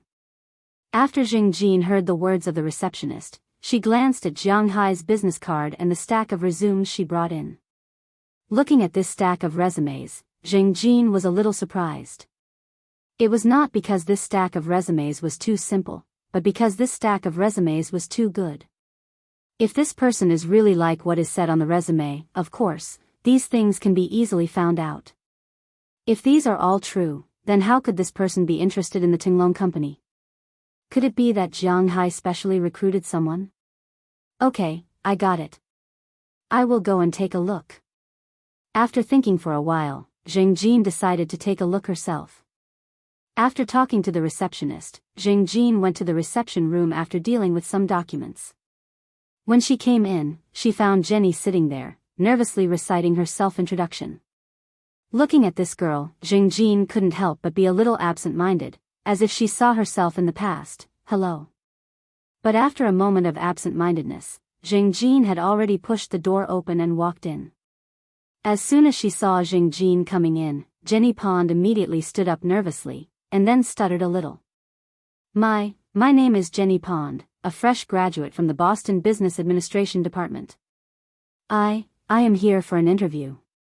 Looking at Jing Jin, who looked like a successful person, Jenny Pond said nervously, and her tongue curled a little.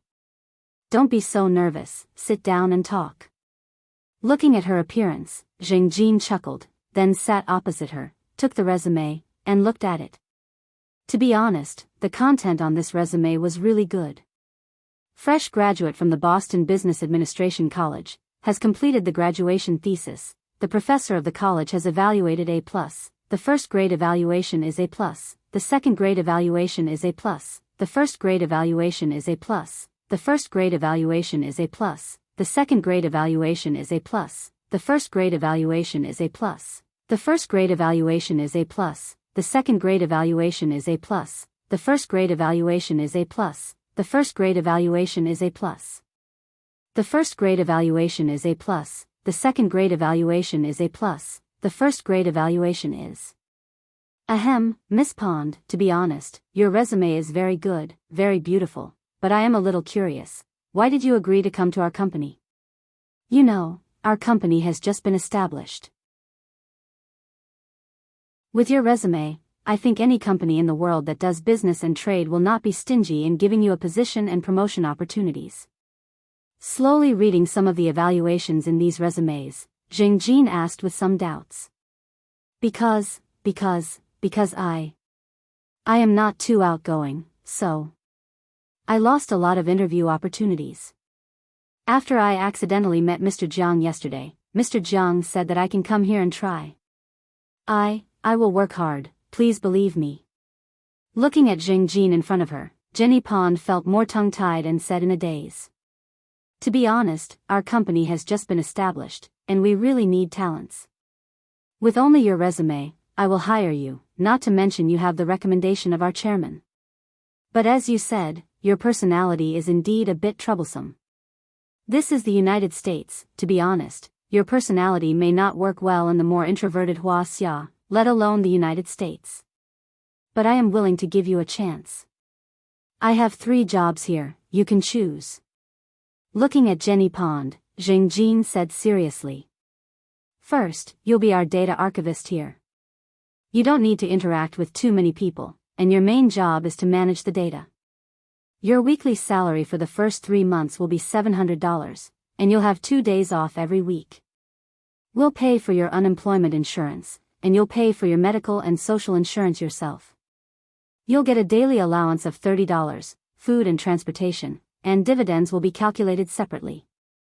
Looking at Jenny Pond, Jingxian first mentioned a job that didn't require any interaction with people. But there are fewer opportunities for promotion in the first job. The second job is classified management, which means that you have to manage orders and arrange flights. There aren't many opportunities to meet people, but there are a lot of phone calls. The weekly salary for the first 3 months is $750, and the allowance is still $30. Business trips and things like that are calculated separately. This opportunity for promotion is better than the first job. The last job is the front desk job. To be honest, it's the best place to train people.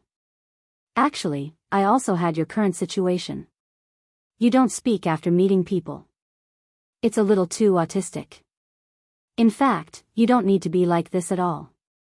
If you adapt to the front desk for 3 months, as long as you change your introverted habit, you can directly go back to the classified management and become a team leader. Looking at Jenny Pond in front of him, Jing said seriously. Hearing his words, Jenny Pond couldn't help but open her mouth. Then, she hesitated for a moment. I recommend you to choose the third job. If you can't do it, during this period, you can change jobs with me at any time. With your ability and the chairman's name card, I will give you a chance to change. Seeing that Jenny Pond was still a little hesitant, Jing also said seriously. Thank you, Chief Zheng. I will work hard.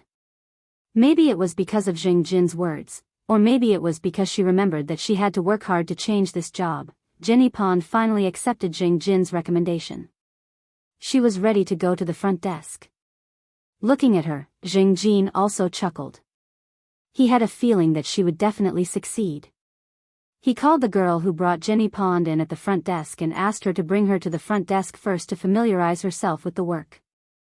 After work in the evening, he brought her to do her hair and change her clothes. Although it was not necessary to be flamboyant, as a professional woman, she also had to have her own beautiful side. To be honest, Jenny Pond was not too interested in Jin's arrangement. She felt that her clothes were quite good.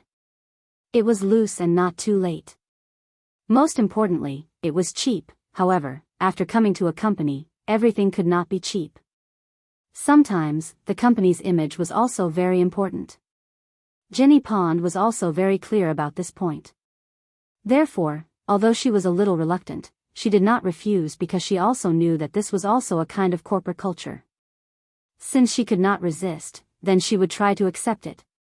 At this time, Jianghu did not know about this inspirational scene in the Tinglong company. Speaking of which, he did not believe that there was anything inspirational in this world. He always thought that inspirational words were nonsense and a lie. Because in the beginning, he had nothing to do with inspirational words at all. The reason why he changed from a stinky loser to what he was now was all because of his cheat. At this time, he was busy, Yes, he was also busy, because today was really busy. There was no special reason. It was just that his fish had become popular. Chapter 7:16. It was the third day of the Boston Fish Exhibition. Just like the beef exhibition that Jianghu attended last time, the exhibition would only last for 7 days. However, only the first 5 days were for the exhibition. The last 2 days were for the selection. Although Jianghu had already reserved the gold medal for the quality category, he still needed to follow the necessary procedures. However, on the third day of the exhibition, Jianghu's restaurant ushered in a small climax, mainly because of L.'s failure yesterday. Needless to say, Jianghu's fish was sold in this restaurant. He was the first person to eat the crab, but it turned out that the crab tasted quite good. Yesterday was not a holiday, and there were no activities, but the restaurant's turnover for the day was 3 times the usual. There were no secrets in the food and beverage industry, because everyone knew how much money they earned. Perhaps they didn't know the specifics, but with such a large sales volume, it was impossible for them not to know. At noon, they sold nearly twice the usual amount. In the evening, the demand was even more than the supply. Yesterday, when the buyer left, he deliberately bought all of Jianghu's remaining fish. Even the fish that Edward Anderson used to attract people were gone. At night, Edward Anderson and the others only brought back a pile of empty boxes. Of course, they caught more fish at night. This morning, Jianghu drove the F-750 to deliver the fish to the restaurant. When the fish were unloaded, the people there gave Jianghu $80,000 without hesitation. This was the money for today's fish. In addition to American redfish, jade spot, longju, and salmon, they also bought a lot of spotted shrimp, 2 lobsters, and 3 king crabs. Because it wasn't a private sale, there was no way to round off the change, and the money had to be rounded up. After confirming that the money had been received, Jianghu left. However, when he arrived at the dock, he found a lot of people crowded outside his exhibition hall. These people only had one identity: buyers. If we buy a lot of American redfish, can it be cheaper? Can you confirm the daily amount of salmon? How many days can this lobster live? If we buy lobsters, can the other fish be cheaper? Looking at the swarms of buyers, Edward Anderson couldn't handle it.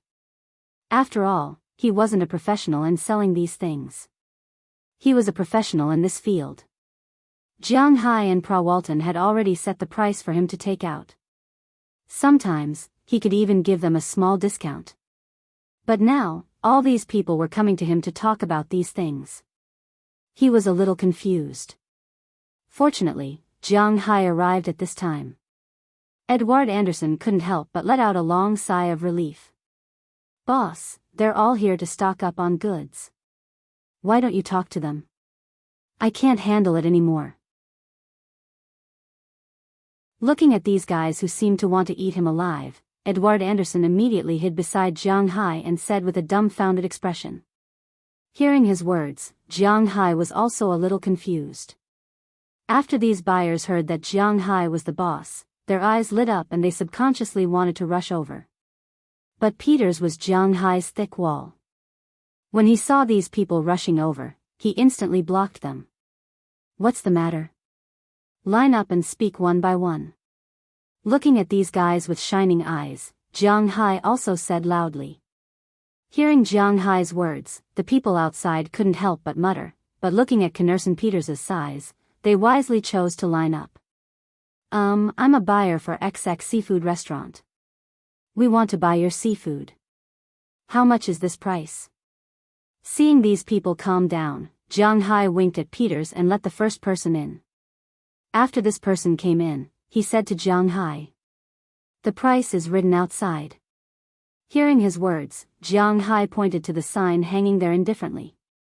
Looking at Jianghu, this person quietly leaned in front of Jianghu and whispered to Jianghu, "Ahem, we can sign a long-term supply contract.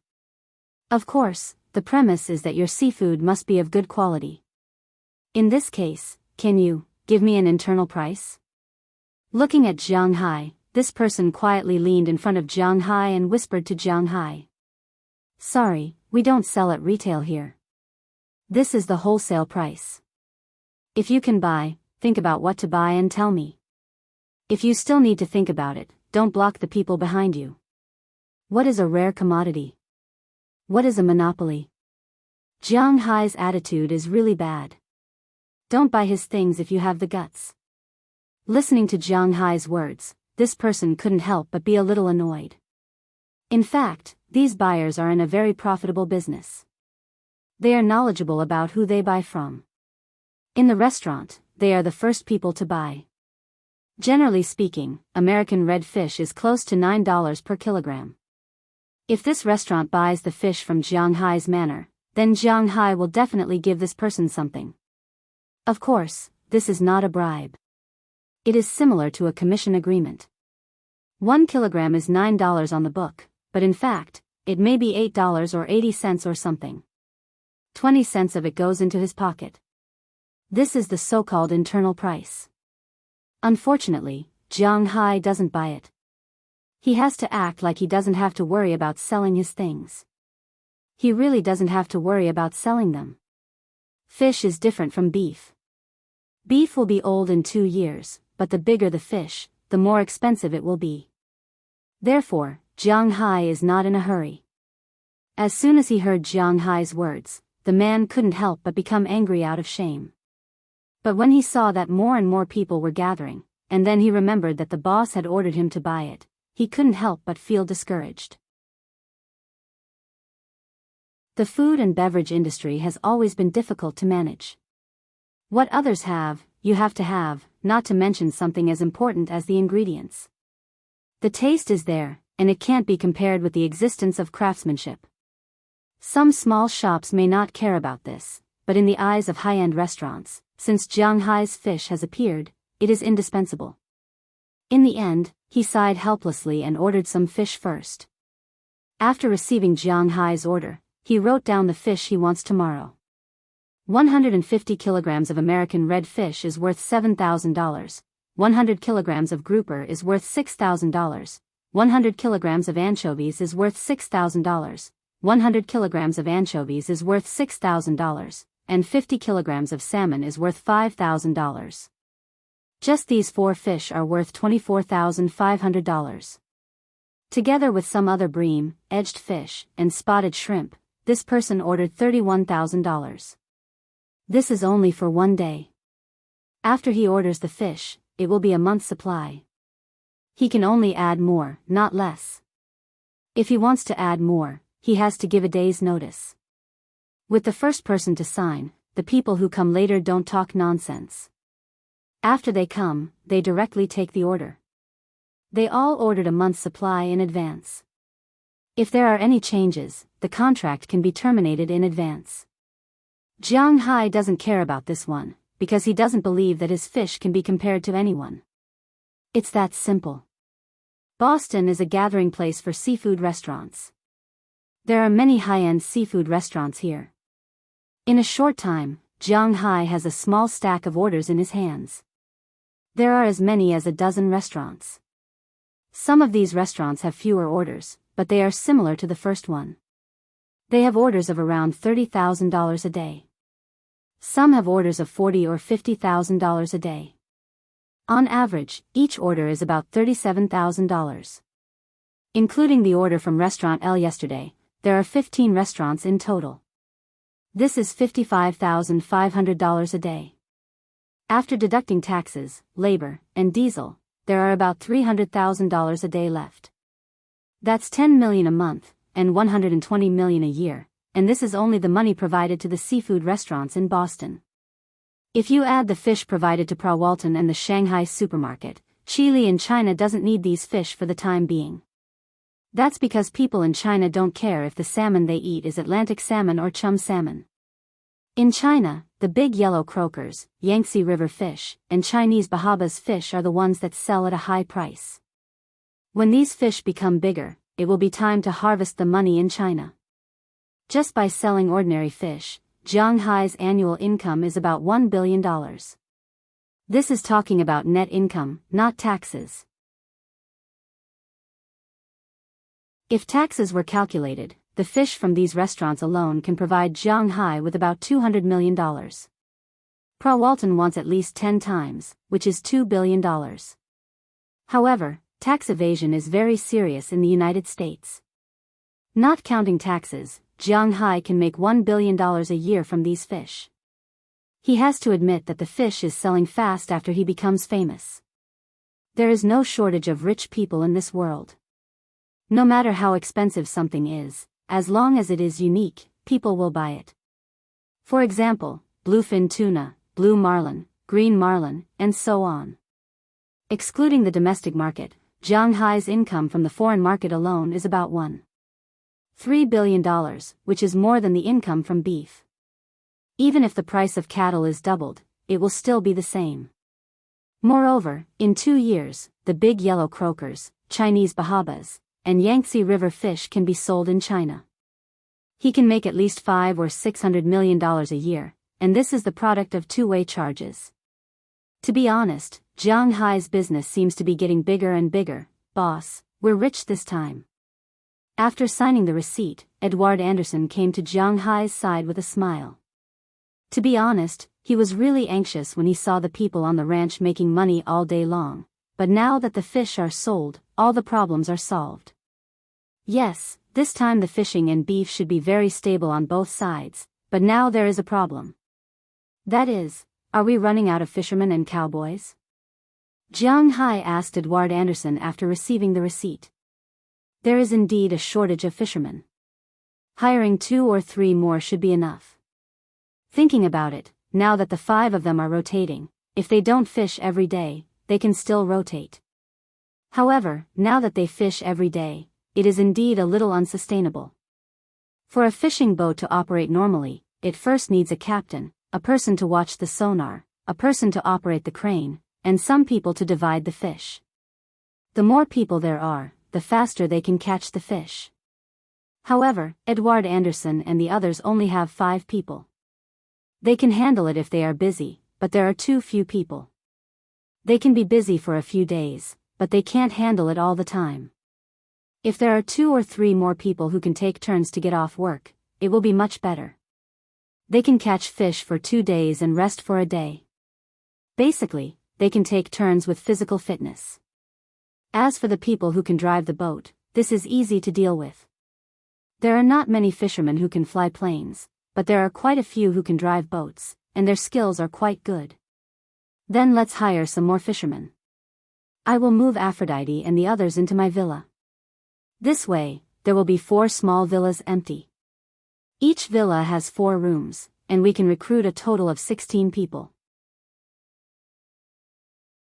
Even if 1 person lives on 1 floor, we can still recruit 8 people. After you go back, discuss with Robbins Garcia and see how many cowboys and fishermen are suitable for us.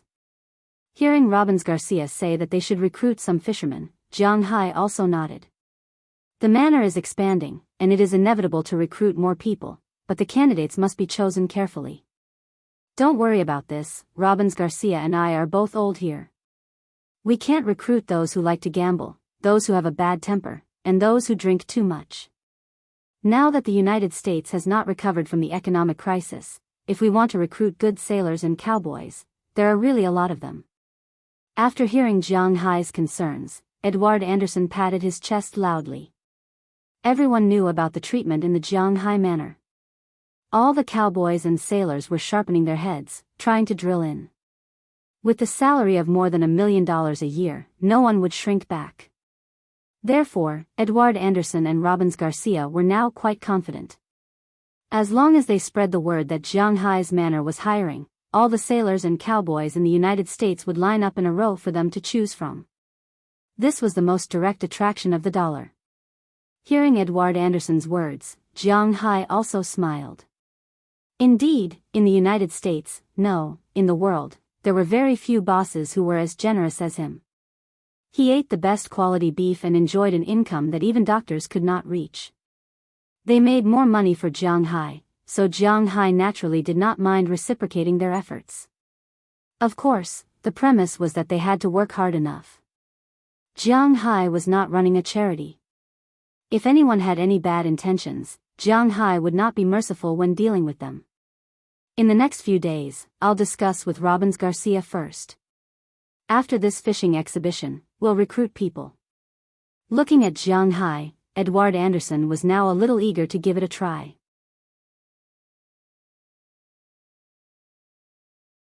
Chapter 7:17. Ai Xiaoxi exhaled gently and opened her eyes in a daze. She looked at Jianghu's three-dimensional face and couldn't help but chuckle when the first ray of sunlight shone in her eyes. Then, she gently kissed Jianghu's cheek. She raised her head and looked at Feng Yunshen, who was still snoring beside her, as well as Bridget and Janice, who were the youngest. She slowly sat up, and the thin silk quilt slipped off her body smoothly. However, she didn't mind showing off her beautiful figure. After stretching, she quietly got out of bed and walked barefoot into the bathroom next to her. She closed the door and washed up. Ai Xiaoxi's imagination ran wild as she casually let the warm water flow over her body. Ai Xiaoxi had been in Jianghu's soaring dragon manor for almost a month. However, apart from the first few days, Jianghu had gone out to participate in a competition for 10 days. Apart from that, she could see Jianghu every day even if she didn't sleep beside him. To be honest, Ai Xiaoxi felt a little lazy living like this. Her daily life was very simple. After washing up in the morning, she would have breakfast. Then, she would go to the vegetable garden or the vineyard in the morning to see if there was anything she could help with. After that, she would have lunch at noon. In the afternoon, she would stay at home, play with the dog, play with the guinea pig, ride a horse, stroll along the riverside path, stroll along the beach, or even go out to sea by herself. Of course, if she wanted to go out to sea, she couldn't go alone. Azalina had to go with her. She felt that this kind of life was too decadent. Every day, she lived a fulfilling and satisfying life. If she were a strong career woman, she would probably be dissatisfied with this kind of life. If this was a vacation, it would be perfect. However, if it wasn't a vacation, it would be too boring. There was no sense of tension in life, and there was no pressure at all. This would drive strong career women crazy, but she enjoyed it very much. The only problem was that there were too many women around Jianghu. Besides her, there was Feng Yunshen and Qi Li's two younger sisters. Ai Xiaoxi and Feng Yunshen had already known about their relationship with Jianghu when they were in Ice City. However, they didn't intend to tell Qi Li about this. After all, Qi Li was always so arrogant and bossy. Who said that women would be as close as sisters and coexist harmoniously after the Crystal Palace was opened? On the surface, there wouldn't be any problems. However, the struggle in private had never stopped. Besides Qi Jia, Qia, and Feng Yunshen, there was also a group of people in Jianghu's villa. They were Aphrodite and the others. Feng Yunshen and Ai Xiaoxi were actually very familiar with Aphrodite and the others. After all, the reason why Aphrodite and Jianghu could do that in the beginning was because of them. It was precisely because of this that Aphrodite and the others had the best relationship with Feng Yunshen and Ai Xiaoxi. They were very strict about their positions. They were only Jianghu's servants, and these four were Jianghu's girlfriends. It was precisely because of this that Ai Xiaoxi didn't care too much about their existence. Moreover, they had a good relationship with each other. Unlike Qi Jia and Qia, Qia was fine. As a chef, she had a good relationship with everyone in the villa. However, Qi Jia didn't have a good relationship with Aphrodite and the others. It was precisely because of this that Aphrodite and the others would also repay Ai Xiaoxi and the others in some ways. For example, there were a total of 4 women who were confirmed to be in a relationship with Jianghu. Prawalton, Feng Yunshen, and Selena Gomez were all eliminated. Only 4 women, Qi Li, Qi Jia, Qia, and Ai Xiaoxi, were left. Among these 4, whoever got pregnant with Jianghu's child first would undoubtedly have a lot of advantages. However, Qi Li was still in Huaxia at this time, so she couldn't come over. In a situation where Qi Jia, Qia, and Ai Xiaoxi were competing with each other, Aphrodite would not be able to come over. When Aphrodite and the others were doing something unspeakable with Jianghu, they would give it to Ai Xiaoxi in the end. These days, Ai Xiaoxi definitely absorbed the most. Touching her lower abdomen, Ai Xiaoxi didn't know if she would be pregnant. But this was also a direction that she could work towards. While she was imagining things, Feng Yunshan also walked into the bathroom with a yawn. Then, she directly sat on the toilet to solve the problem that she had in the morning. "Oh, you're up early." She was groggy, and when she turned around, she saw Ai Xiaoxi and said with a smile, "You're the one who got up too late. Hurry up and get up, we have to go for a run." Ai Xiaoxi rolled her eyes at Feng Yunshan and said somewhat reproachfully, "Sigh, I don't want to move." Hearing Ai Xiaoxi's words, Feng Yunshan helplessly held her forehead. These days, Ai Xiaoxi felt that her life had been too leisurely. As a model, although she had only been a model for about a year, she had developed the habit of maintaining a good figure. These days, she had been eating delicacies every day and did not exercise much. She was afraid that she would gain weight. Seeing Qi Jie exercising every day, she also remembered it in her heart. She did not know how to train her muscles, but she did not know how to do kung fu. She also wouldn't take the initiative to ask Qi Jie to teach her, but jogging was a good choice. So these days, after waking up in the morning, she would drag Feng Yunshan to jog with her. Just like Jianghu's route, they would set off from the villa, run to the beach, and then come back.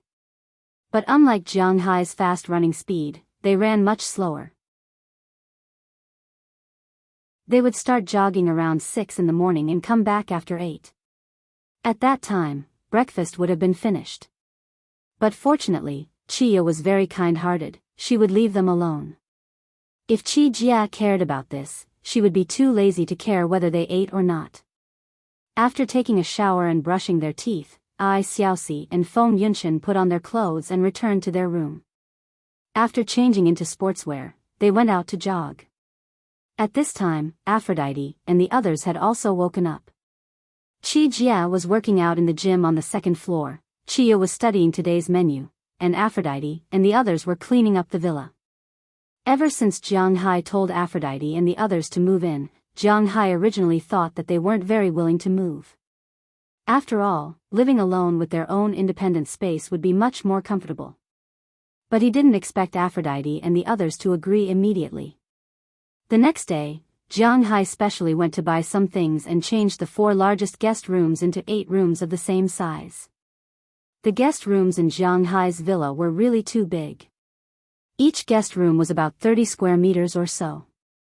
There was a bathroom, tables, chairs, and so on inside. Jianghu didn't make too much. He only added a wall in the middle of the room, then added an extra wardrobe, and things like a separate TV. After the renovation, this room was more than 10 square meters, but 2 people needed to share a bathroom. Aphrodite and the others didn't care about this. After the renovation of the house here was done, they moved in. After the end of the fishing exhibition, the 4 villas had been vacated. After moving into Jianghu's villa, Aphrodite and the others quickly adapted to their new identity. Every day, they would help to clean and tidy up the place. However, since Daliana and Marian's jobs were snatched away, everything seemed to be unstable. After sleeping until 8:00 in the morning, Jianghu yawned and walked down the stairs step by step. After walking down, he walked straight into the kitchen. Looking at the busy Chia, he couldn't help but hug her from behind. "What are we eating this morning?" Feeling Jianghu's breath behind her, Chia didn't struggle, but leaned on Jianghu's chest with enjoyment. "We're eating oatmeal this morning." Listening to Jianghu's words, Chia pointed to the things in the pot in front of her and said with a smile, "We're eating this for fun again." Looking at the oatmeal in the pot, Jianghu couldn't help but feel a little depressed. To be honest, people in China should be familiar with oatmeal, but it's actually a little strange. Oatmeal is a grass plant. It also exists in Wuxia. In the Compendium of Materia Medica, it is called brome and wild wheat. But in Wuxia, no one eats this thing. Even in the north, where oatmeal is the main food, no one eats this for fun. This was because the biggest problem with this thing was that it didn't shed its skin easily. Before there was a peeling machine, oatmeal was indeed not a very suitable food for human consumption, but after it could be peeled off, people found that oatmeal was actually quite good. The sugar content was very low, but it had high nutrition and energy. It was a high nutrition and high energy food. It was a very good food for the human body. For people with weak bodies, night sweats, and tuberculosis, this oatmeal was quite good. And because it was coarse fiber, it was good for the toilet. Whether it is the economic value or the nutritional value, it is much higher than normal staple foods such as wheat, rice, and corn. But Jianghu really didn't want to eat this thing, because it felt like it was cutting his throat.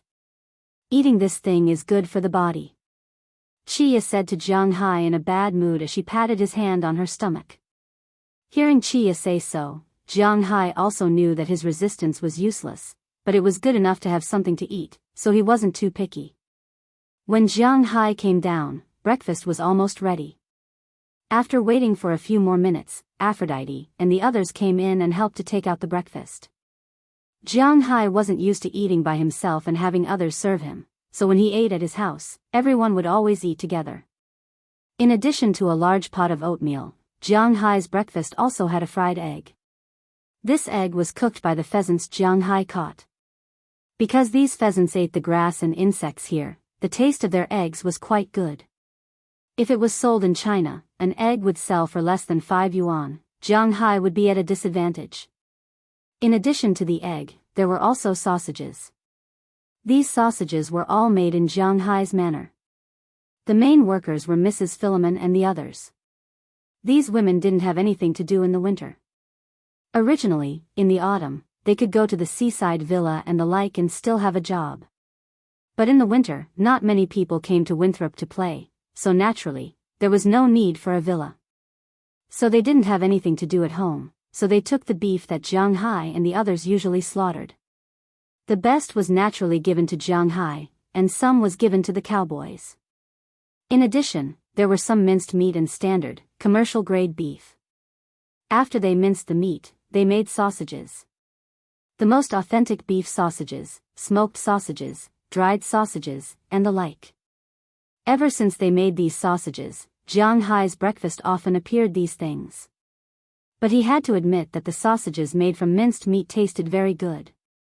A big bowl of oats, a fried egg, a fried sausage, a salad made from vegetables picked from the garden in the morning, and freshly baked bread and butter. To be honest, Jianghu wasn't dissatisfied with such a breakfast. After eating breakfast happily, Ai Xiaoxi and Feng Yunshan ran in sweating. After greeting them, Jianghu left the villa because he also had his own things to do.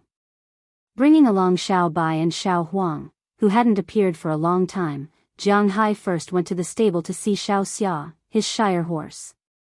He brushed its teeth, took it out for a run, and fed it some carrots produced by the manor. Then, he went to the cowshed to find Robbins Garcia. They were going to discuss the recruitment matter. The fishing exhibition ended the day before yesterday. Jianghu's Soaring Dragon Manor naturally received the best evaluation, the gold medal for fish quality. Yesterday, Pra Walton specifically called to determine the amount of seafood she wanted. Jianghu didn't know how many Sam's Club stores there were in the United States, but he knew that Pra Walton had settled a total of 103 stores during this time. Each store had specially made a special booth for the Soaring Dragon Manor. The booth was divided into 2 parts, one for beef, and the other for seafood. There was nothing to say about the beef. It was just like last year, but the price was increased. As for the seafood, there were a lot of aquariums, and it was required to be restocked every 3 days. As soon as the contract was signed, the entire Walmart group, as well as Jianghu's Soaring Dragon Manor, started to move. Yesterday, Jianghu was arranging these matters. Today, Jianghu came to ask about the recruitment. In addition to asking Robbins Garcia, Edward Anderson was also very important. This was Jianghu's manor's first recruitment. After knowing the purpose of Jianghu's visit, Robbins Garcia began to think about it.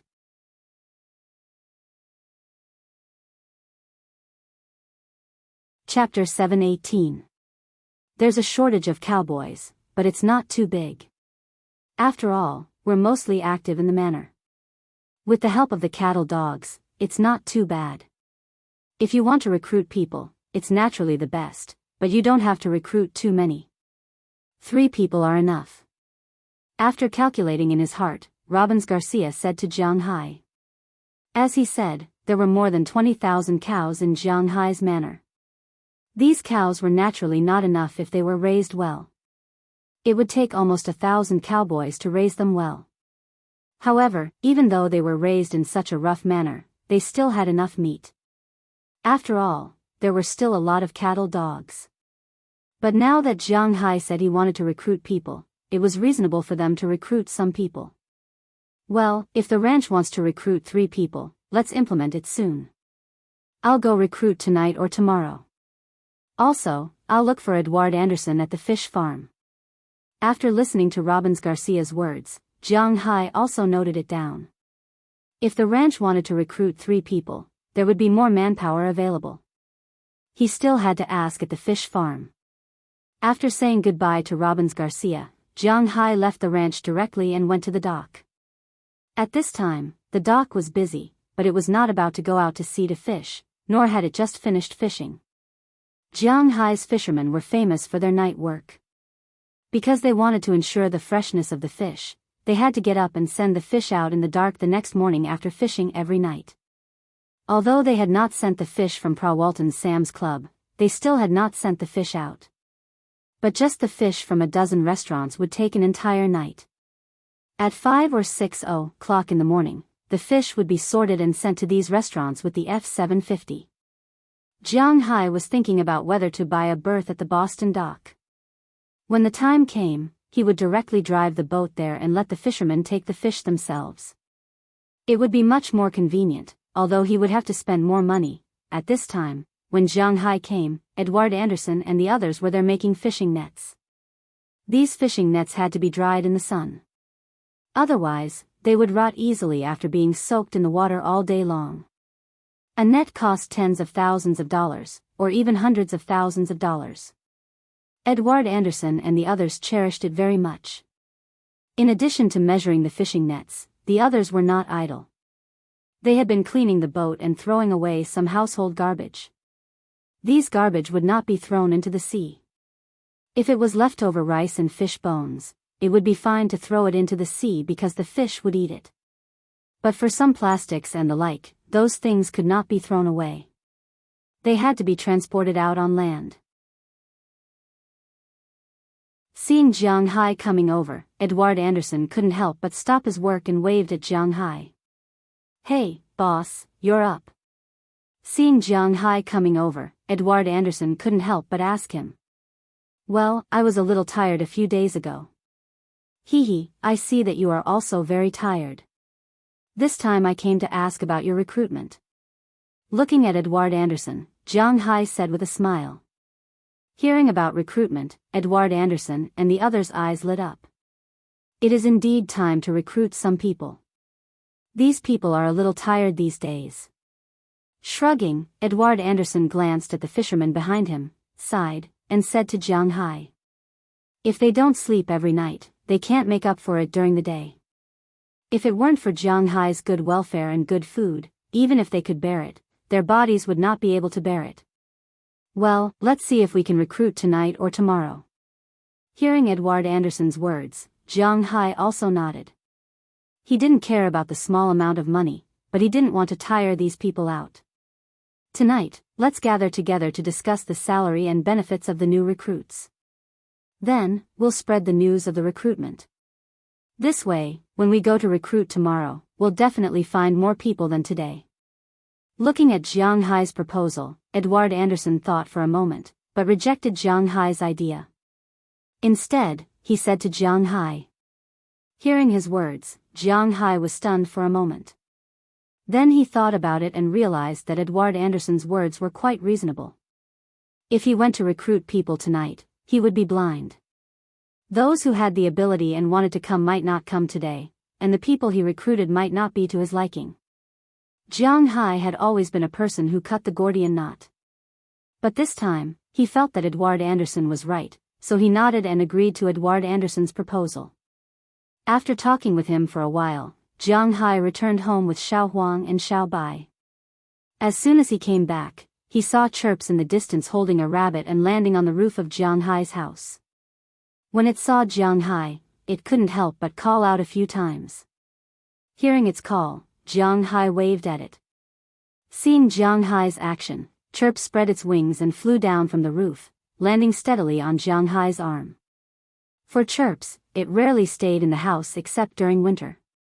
Since it learned to fly, it was quite wild, but fortunately, it knew to come back every day.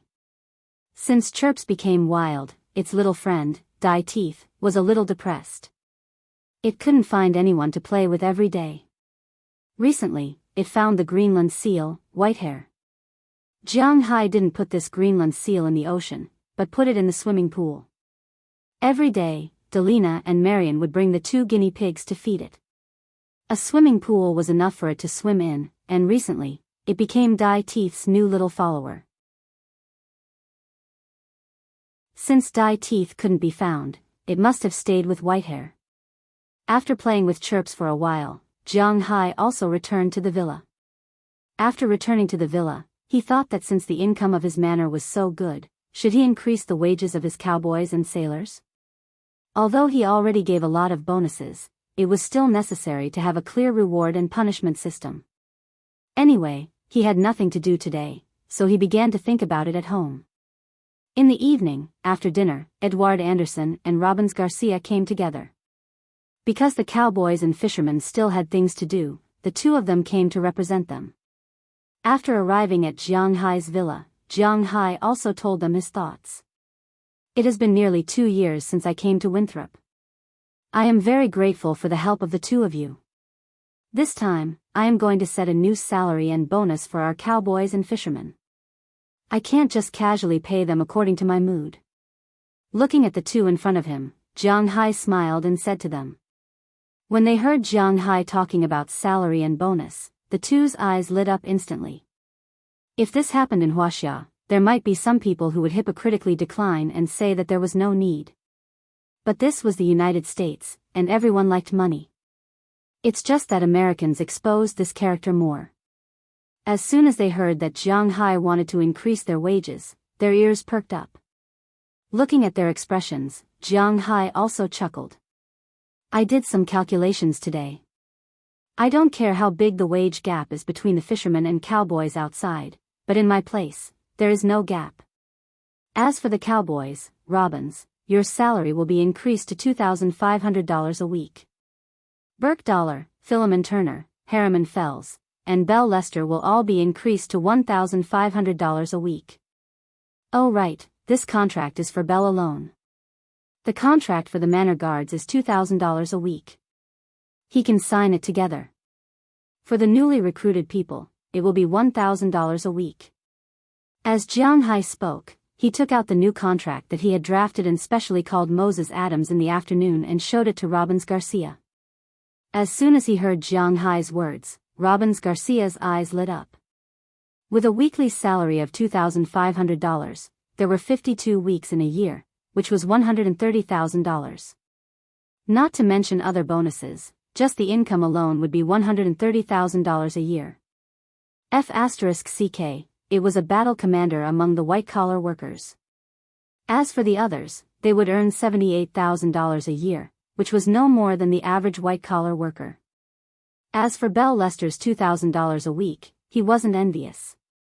Without the diamond, there was no way to take on this job.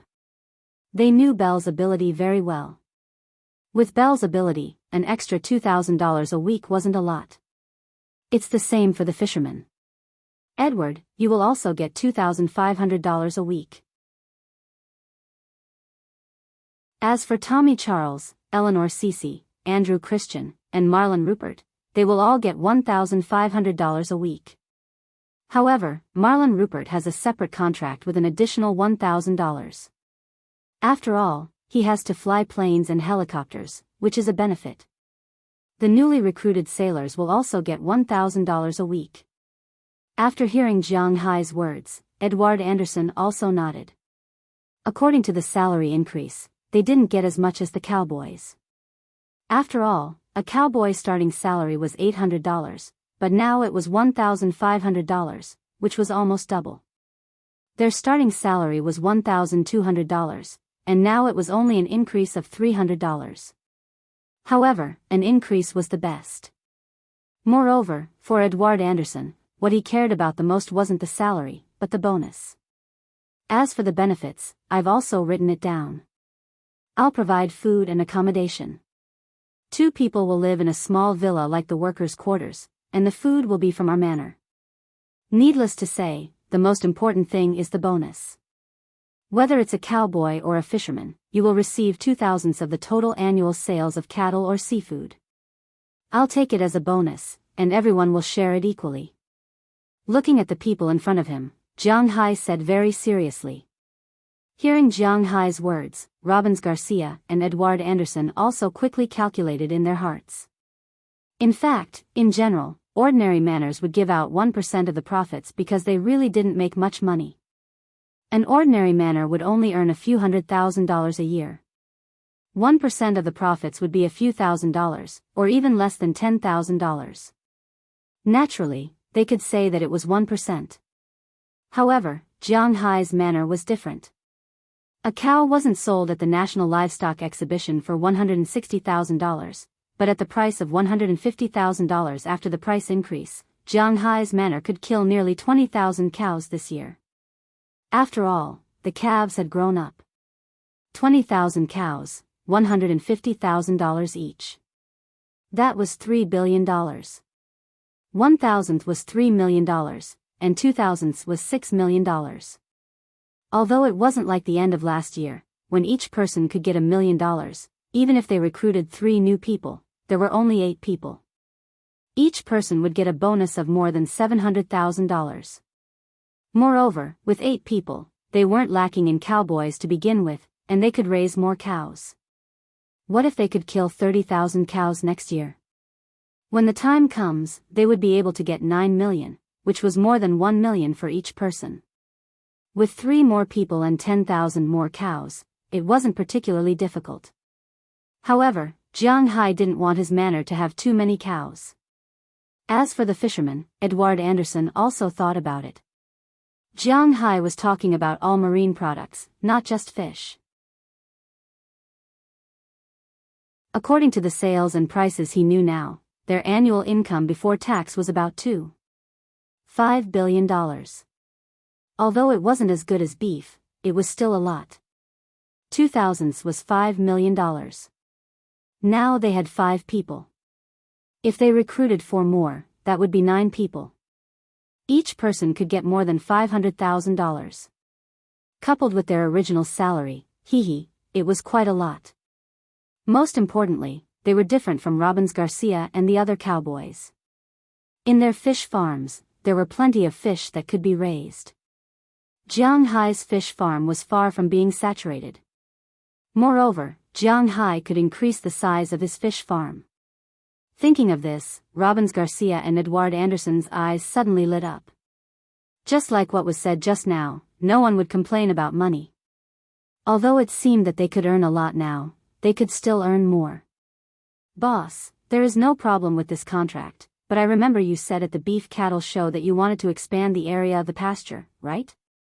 After thinking for a while, Robbins Garcia couldn't sit still and looked at Jianghu with a smile. Boss, there is no problem with this contract, but I remember that you said at the beef cattle show that you wanted to expand the pasture area, right? Well, that's what I thought too. Boss, now that we have 9 fishermen, the area we can manage has also increased. Do you think we should apply to the state government to include the open sea outside our fish farm? Hearing that Robbins Garcia had already spoken, Edward Anderson on the other side immediately followed.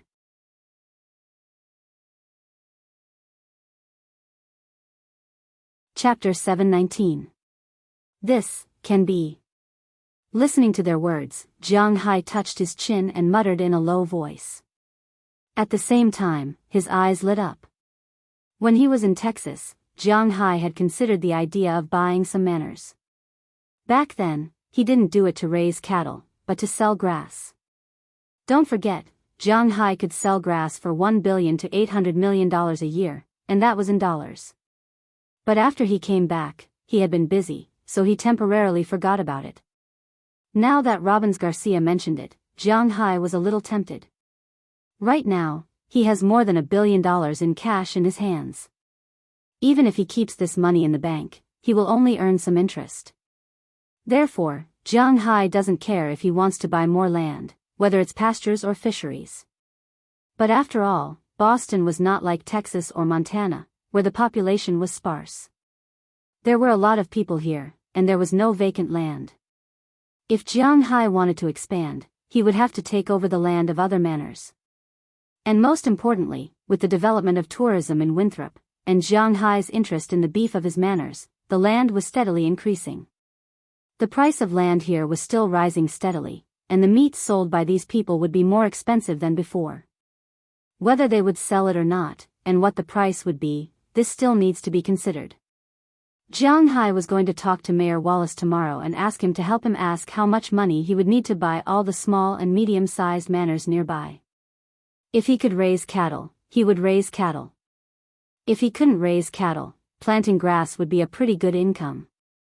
After talking to Robbins Garcia and Edward Anderson for a while, the three of them also decided on what to do tomorrow. He pulled the two of them away and went to work. Not long after, Belle Lester and Tommy Charles left the manor in their respective cars. One of them went to Old Tony's Cowboy Song Bar, while the other went to see Warrior. When they told Jianghu that he was going to recruit people, the two places were in an uproar. According to Jianghu, they would go to see Warrior to recruit people at around 5:00 tomorrow afternoon, mainly because they had to go out to sea to fish at night, so they could see how good these people were. They would only recruit people at Cowboy Song Bar around 8:00 in the evening. After the time and benefits were posted, almost all of Winthrop was shocked. $1,000 a week meant $52,000 a year, which was a pretty high annual salary for a cowboy. But considering that there would be a year-end bonus, according to Belle Lester, each person would receive at least a few $100,000 as a bonus. This was the biggest. A few $100,000 was a huge amount of money in the United States. In addition to paying taxes, a few $100,000 could even buy a farm, and a large one at that. So in Winthrop, no, even in all of Boston, the news spread overnight, and many cowboys flocked to Winthrop. The fishermen, on the other hand, were a bit calmer, because fishermen earned more than $50,000 a year. They could earn a lot in other places, so they didn't care about Jianghu's $1,000 a week. But everyone in Winthrop knew that Jianghu's bonus was extremely enviable. Most importantly, Jianghu had made it very clear. This was only the salary during the probation period. When it was raised to $1,500 a week, they would earn more than the average sailor. And most importantly, Jianghu wasn't a long-distance fishing boat. They didn't have to go out to sea for weeks, or even months. They could go back to sleep every day and get such a salary, which was still very tempting. So when Jianghu finished his work and slept with Chi Jia and Chia, leaning on Aphrodite and Dana, Winthrop was about to be wiped open. After a night of silence, the next morning, Jianghu still got up according to his usual biological clock. After breakfast, he took little Huang and Xiao Bai to feed little Xia, took a walk around, and then returned to his villa to rest. But today, when he was on his way back, he was stopped by Dulles Gerard, and Connor Murphy came along with him. "What's the matter? What's wrong with the winery?" Looking at the old man who ran over anxiously in front of him, Jianghu couldn't help but ask with some doubts. He glanced at Aphrodite and the others who were still working in the winery in the distance, and they were obviously at a loss. "No, the winery is very good, it's wine." After taking a few deep breaths, Dulles Gerard looked at Jianghu and said seriously, "Oh. What's the problem? Speak slowly." Looking at Dulles Gerard, Jianghu also smiled and said to him. Ever since Dulles Gerard came to Jianghu's manor, the old man became happier and happier. He was able to make a lot of money in Jianghu's manor. In addition, the air was good, the quality of life was good, the food and drinks were good, which made Dulles Gerard's body much better than before. Originally, he came to Jianghai's manor because he didn't have anything to do at home. Secondly, it was also because of the Clive sisters. But at this time, he really liked this place. When he first came, his attitude was still very arrogant. In his opinion, beef cattle, fish, what kind of money could they make? Wine was the most profitable existence, but when Jianghai started selling cattle last year, he was dumbfounded. More than 10,000 cattle were sold for more than $1 billion. He had never heard of such a way of selling cattle in his life, let alone seen it in his life. At that time, he was a little anxious. Originally, he came with the identity of a savior, counting on Jianghai's beef and fish to sell for a lot of money, relying on the wine to make a fortune. But when he found out that beef was so valuable, he couldn't sit still. Fortunately, there was a group of fishermen last year, but the situation this year was not the same. The fishermen turned over the surfs and sang. The market in Wuxia had not been opened yet, but the market in the United States alone was $2.5 billion in revenue a year. This was even more than last year's beef cattle, so how could they sit still? So these days, Dulles Gerard had been very worried, but it was useless to worry. Wine really needed a certain cellar time. For wine, the best quality was the wine that had been cellared for 3 years, and the best drinking time was 5 years. If it was more than 10 years old, there was basically no way to drink it. On TV, there were always some 82 Lafite, 90 Romani Conti, and so on, but in fact, the production of these wines was very small. Jianghai didn't know how to make wine before, so he didn't know. Now that he had made wine, he knew a little. When making wine, the method of making wine would be chosen. For more than 95% of wine, the best time to drink it was between 3 to 5 years. For wine that was more than 5 years old, it was also possible to make wine that was more than 10 years old. However, for wine that was more than 10 years old, it had to be made using the method that was more than 10 years old. This method of making wine couldn't be drunk within 10 years, and only wine that was more than 10 years old could be drunk. And this kind of wine must be made by a super winery that was sure that it could be sold after 10 years. Now, there were some brands in the market, such as Bordeaux, Noble Wine, Burgundy, First Class Vineyard, Hermitage, Chateau Royal, Barolo, Barbaresco, Amarone, Sherry, Rioja, Riviera Duero, Porter, Napa Valley, Top Barossa, Ice Wine, and so on. In fact, there were very few wines. Dulles Gerard didn't know if Jianghai had been in this winery for more than 10 years, so when he made wine for Jianghai, he made it according to the normal standards. Normally, wine could be drunk after half a year, but it would be sold after a year, and it would be sold after 3 years. As an old winemaker, Dulles Gerard naturally understood this. Therefore, he didn't plan to sell it this year, but planned to do it next year, but he was forced to do it by the beef and fish. A few days ago, when he went to the cellar, he opened a bottle and tasted it. It had been 7 months since the wine was brewed. As a result, the old man was shocked when he took a sip of the wine. How could the taste be so good? The taste of the red wine constantly stimulated the taste buds. The smell was spicy, but it was very young. The taste was quite complex, with the taste of licorice. The aftertaste lasted for a long time, and the acidity was still very fresh. There was a slight astringency, but it gave people a sense of continuous elegance. It was as if a fresh, refined, 16-year-old beauty wearing a princess dress appeared in front of him at a medieval noble ball. At first glance, he was deeply attracted. And this girl, who was the focus of the audience, even took the initiative to walk in front of him and invite him to dance for the first time. Feeling the girl's body fragrance and gently caressing her waist, Dulles Gerard was intoxicated by her shyness and the attention of the audience. He stood like this in the cellar for more than an hour until Connor Murphy found him and woke him up. Of course, the reason why he felt this way was because he was old and sad. Secondly, it was because he had tasted too much wine, and his sense of taste was far more developed than that of ordinary people. If you asked Jianghai to say these words, he probably wouldn't understand, but in old Dulles Gerard's mind, these words suddenly jumped out. He had brewed wine all his life, and he had drunk all kinds of wine. If an ordinary person drank this wine, at most, they would feel that the wine was quite fresh, delicious, and had a great taste. They would not have such hallucinations. After tasting this wine, Dulles Gerard named it the taste of first love. Later, he wanted to find Jianghu and ask if he could participate in the competition, but he didn't catch him until today. So, the wine is brewed? After listening to Dulles Gerard in front of him, Jianghu said with some surprise. Well, this wine is definitely the best wine I have ever tasted. Even Romanée-Conti can't be compared to it. Except for the top Romanée-Conti of 1996, I can guarantee that within 3 years, no, within 5 years, our wine will be the best. Even if it is more than 10 years old, it will still be able to compete. If it is released for another year, I dare to even ask for the best wine in the world. Hearing Jianghu's words, old Dulles Gerard was still quite confident. He straightened his chest and said with a serious face. Hearing his words, Jianghu was a little tempted. He actually didn't like to drink wine. He only liked to drink beer among all alcoholic beverages. He brewed red wine because there was a vineyard here, and there was nothing to do.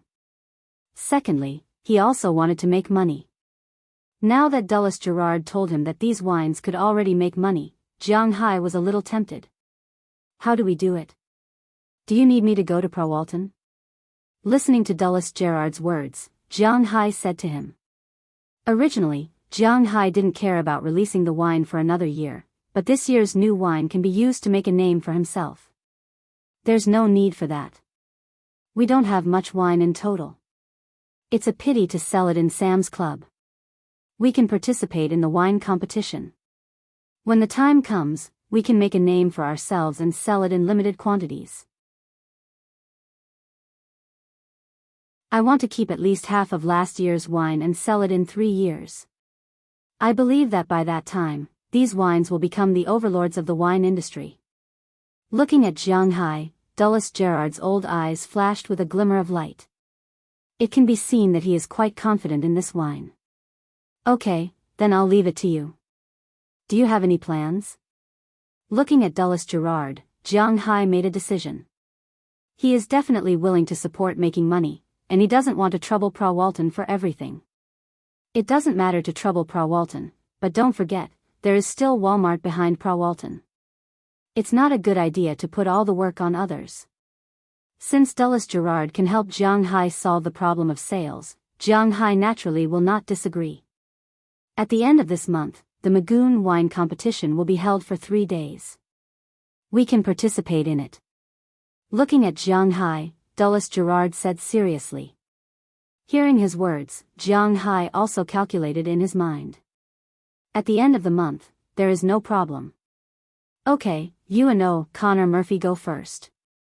All the standards will be the best. We are not short of money.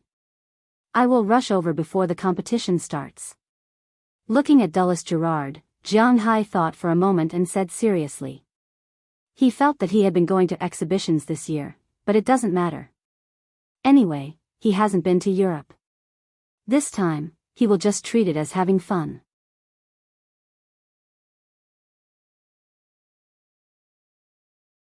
Chapter 720. After making the arrangements with Dulles Gerard, Jianghu returned to the villa and rested for a while. After lunch, he left home and went to the town. The reason why he did not go with Edouard Anderson and Robbins Garcia was that he had to rush to 3 different places, and the places they were originally going to were different.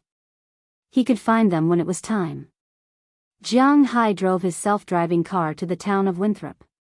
Winthrop was still quite influential in China, especially in the circle of the capital. Although it was not a very fashionable place, it was a small rural town in the United States. If you wanted history, you could eat food. If you wanted to go to the sea, you could go to the sea. You could also participate in the cultural and shopping activities here. Winthrop indeed attracted a large number of tourists. Very few people came in the winter, but after spring came, there were a lot of people. Some people who were not short of money directly regarded the town as their second home. They rented a house in the town for a long time. It was not expensive. It was about 2,400 yuan a month. About $400 a month could rent a 2-story villa facing the sea, with flowers blooming in spring and a lawn. Of course, it was really small. It was less than 200 square meters, but it was a good life. At least the people here liked it. There were many rich people in China now. Some old people and young people liked to come here. The food here was good, and the prices were much cheaper than in China. The living conditions were good, and the air was almost free of pollution. Under such circumstances, the only problem was the language barrier, which also limited more people to come and stay for a long time.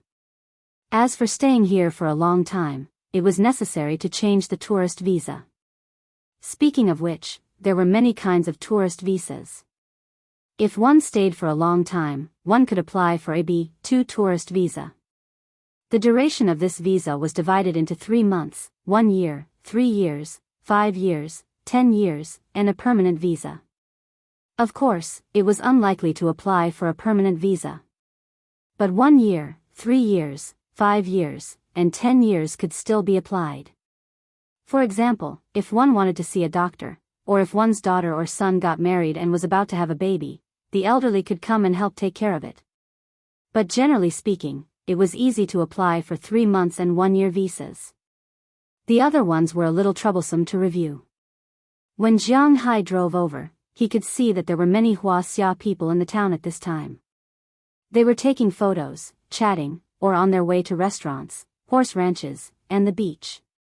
It was very lively. Because there were a lot of people, Jianghu's car wasn't very fast. His car wasn't as eye-catching as his shield. Thinking about it, Jianghu's car didn't usually come here many times. So, no one really recognized it. He drove slowly all the way to the town hall. Jianghu also parked his car here, then walked in. But as soon as he walked in, he saw Sh20 Clive coming out from inside. When she saw Jianghu, her face showed a trace of surprise, then some surprise, but then there was no trace of anger. "What are you doing here?" Listening to her stiff words, Jianghu couldn't help but be a little confused. How did he offend her? I'm looking for Mayor Wallace to talk about the expansion of the surrounding ranches and fisheries." If it was an ordinary love master, he would say that he was looking for her at this time, but unfortunately, Jianghu was not, so although he was a little confused, he still told her the truth. When she heard Jianghu's words, Sh20 Clive couldn't help but be stunned. "The mayor is in the mayor's office, you can go in and find him." After that, Sh20 Clive was about to go out, but fortunately, Jianghu was not stupid. He grabbed her hand at the critical moment and then looked at her with some confusion. Even if there is no such relationship between us, we should be considered friends. If I did something wrong, you can tell me, I don't like to be so mysterious." Looking at Sh20 Clive, Jianghu said with some doubts. He thought about it carefully. He really didn't know how he offended this girl. "It's so strange." "You didn't offend me, let go." Hearing Jianghu's words, Sh20 Clive rolled her eyes at Jianghu and said in a deep voice, "I won't let go unless you tell me what I did wrong."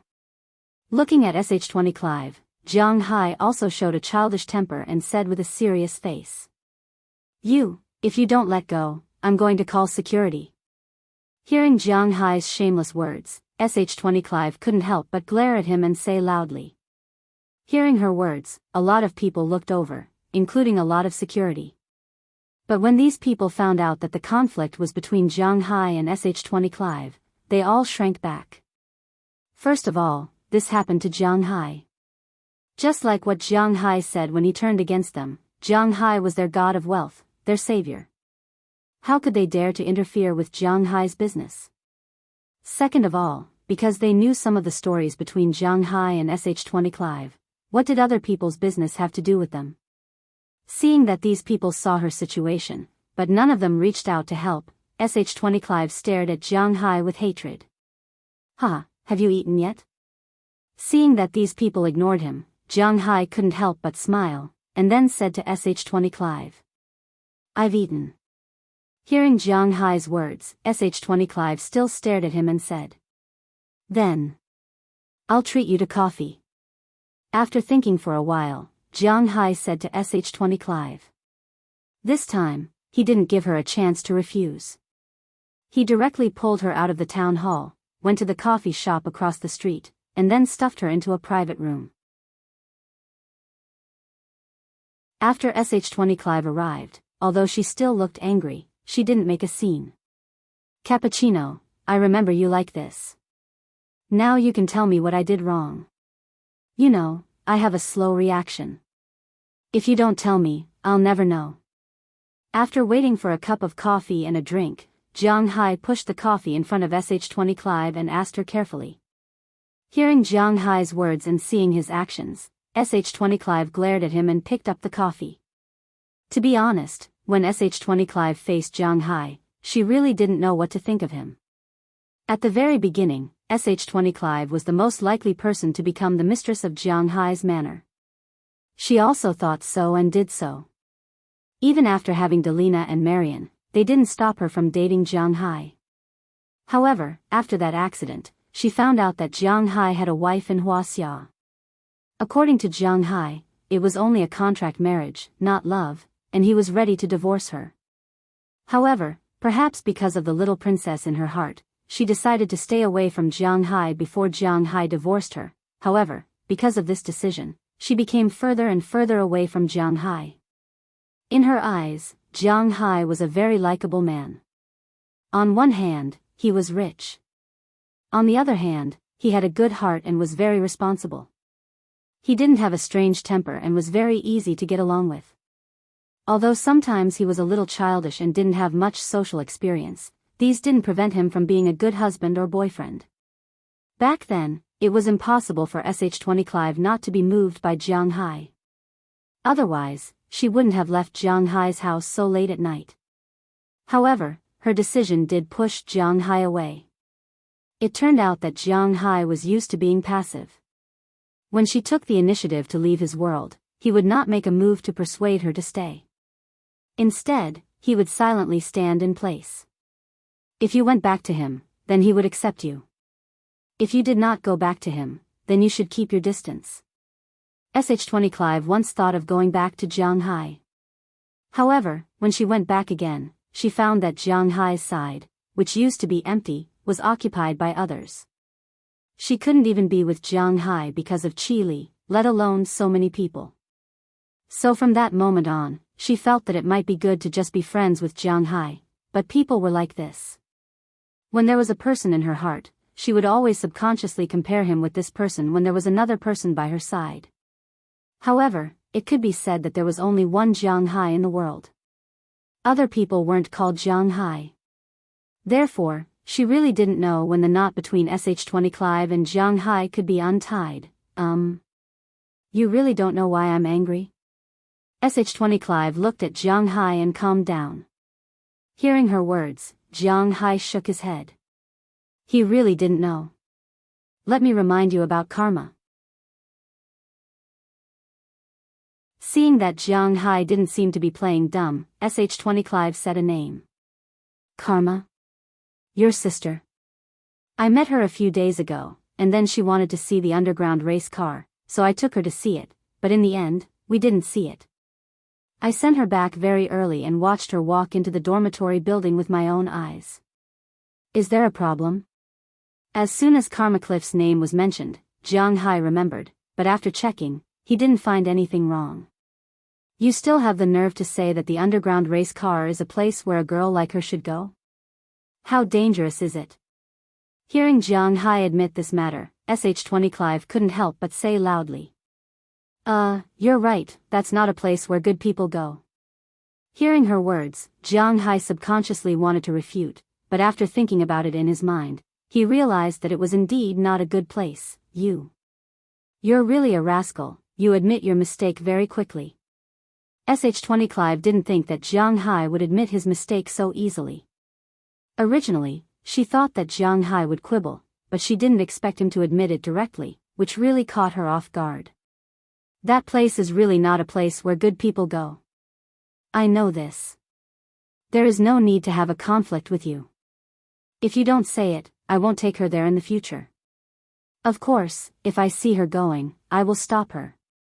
After all, we are friends.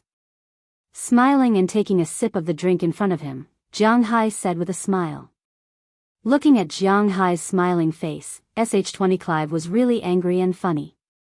You bastard, you really are a bastard. The more she looked at Jianghu's smiling face, the more uneasy Sh-20's heart became. After looking at him hatefully, she stood up with her bag and walked out quickly. Hey, what's wrong? Seeing that Sh-20 was angry again, Jianghu said with some helplessness. It's nothing this time, you delayed me from going out to work. Hearing Jianghu's words, Sh-20, who was walking to the door, stopped for a moment, bit her lip, and after saying this, she pushed the door open and walked out. After watching her figure get into a blue Ford car, Jianghu smiled. In fact, even if he was dull when it came to relationships, he knew that Sh-20 was still interested in him. But just like what Sh-20 thought, Jianghu also knew that she was not the kind of person to share with others. However, Jianghu had unknowingly gathered so many people around him. Asking him to leave these people and go find Sh-20, Jianghu knew that he couldn't do this, so he could only wait and see if Sh-20 would come back by herself. But judging from the current situation, there was still a line between him and her, but this line was not enough to make her come back, it was that simple. After drinking the drink and paying the money, Jianghu set off again and went to the mayor's office. When he entered, he saw Mayor Wallace talking on the phone. Seeing Jianghu come in, he gestured to Jianghu to wait, then pointed to the sofa opposite him. Jianghu sat down first. Seeing a book on Mayor Wallace's desk, Jianghu casually picked it up. Originally, he just wanted to casually flip through it, but as soon as he opened the book, Jianghu was attracted by what was written inside. You're about to turn Winthrop upside down, why do you have time to come here? Tell me, why are you here? Just as Jianghu was reading the book, Mayor Wallace suddenly asked him with a smile. Where did you buy this book? Hearing Mayor Wallace's words, Jianghu also raised his head and looked at Mayor Wallace in front of him. Jianghu asked somewhat anxiously. Hearing Jianghu's words, Mayor Wallace glanced at the book in his hand. Is there a problem?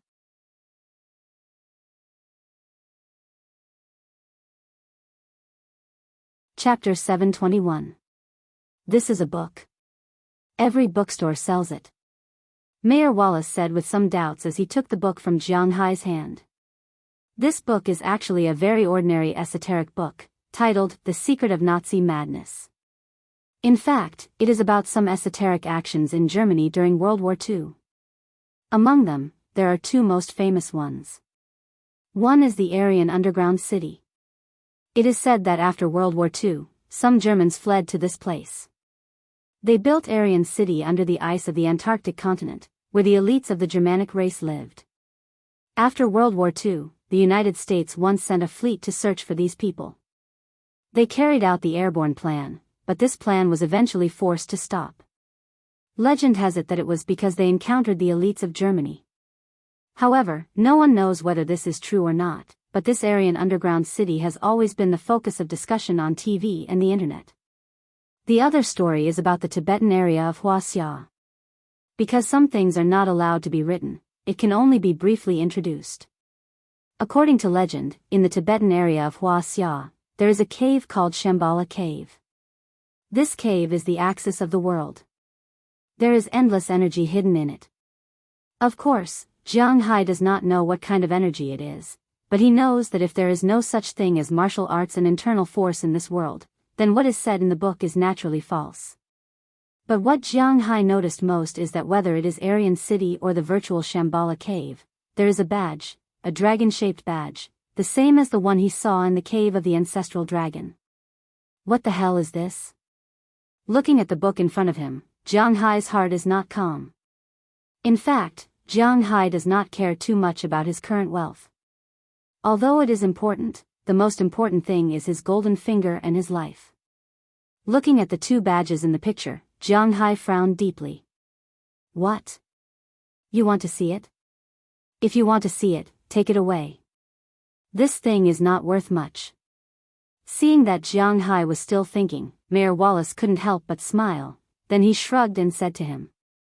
Hearing his words, Jiang Hai did not refuse. Although he can buy another book, he really wants to read it now. Of course, he still remembers his purpose here. By the way, Uncle Wallace, I did come back to discuss something with you. Looking at Mayor Wallace, Jiang Hai put away the book and said to him. Hearing that Jiang Hai really has something to say, he can't help but look at him seriously. I'm going to expand my manor. Whether it's the pastures or the fish farm, I'm going to expand everything. Looking at Mayor Wallace, Jiang Hai also explained his purpose here. After hearing Jiang Hai's words, Mayor Wallace also fell into deep thought. It doesn't matter if you want to expand this. The area near the sea to Cod Bay is under the jurisdiction of Winthrop. And because you also know that the fishermen here don't have the habit of raising fish, it's all ownerless land. You can buy it, but the price may be slightly more expensive than when you came. After all, the town has been developed. I can sell it to you, but the land. Speaking of this, Mayor Wallace shook his head. There is no way to make the decision there. Winthrop has less land and more people. After all, it is still within the boundaries of the Boston region. Although it is not as prosperous as the city, there is no ownerless land. Basically, all the land has been opened for horse ranches and farms. Mayor Wallace can't make a decision about these ownerless land. I know. I'll buy as much as the ocean is big. As for the land, I'll have to trouble you, Uncle Mayor. Can you help me ask if they have any intention of selling? If they do, I'll definitely give them a reasonable price since they're all from the same village. Hearing Mayor Wallace's words, Jiang Hai also smiled and said. Hearing Jiang Hai's words, Mayor Wallace also nodded. Since Jiang Hai has decided to expand, it is also a good thing for him. When the time comes, he will have to pay more taxes. After talking with Mayor Wallace for a while, Jiang Hai got up and left. However, he did not return to the manor. Instead, he went to his car and read the 2 books he brought back. He carefully looked at the things in the books. Because he always had a faint feeling that the badge was exactly the same as the one in the cave of the Zulong.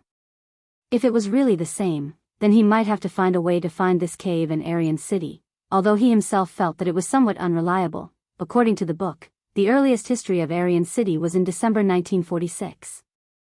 At that time, World War II had just ended, and the United States had become the new leader of the world. At that time, the Americans had always suspected that the German chancellor was really dead. After all, they could not be 100% sure that the body they obtained was that person. Therefore, they launched a global search. Finally, in 1946, they found something wrong in Antarctica.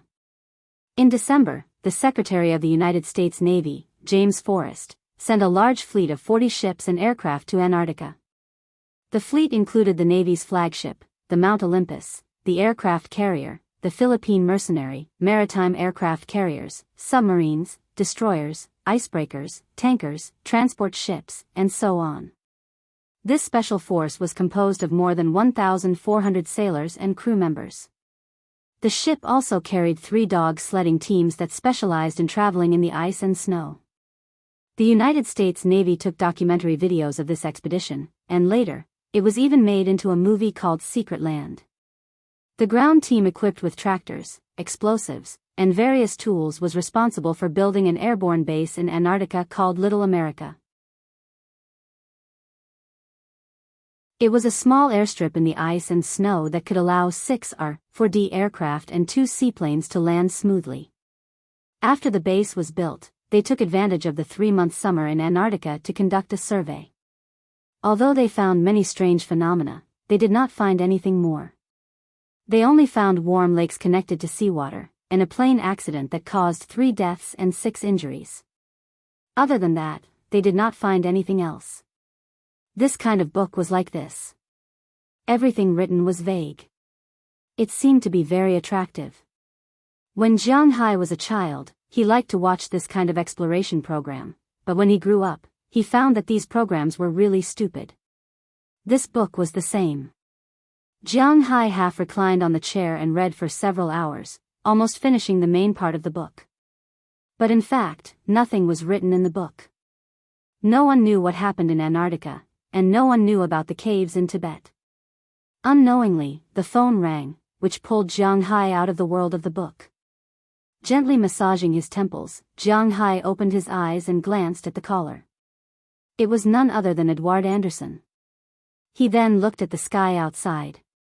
Unknowingly, the sky had gradually darkened. It was already past 4:00 in the afternoon, almost 5 o'clock. It seemed that it was the appointed time. Jianghu secretly called Mother Dai, then picked up the phone. Sure enough, Edward Anderson was asking if Jianghu had arrived. They were already there.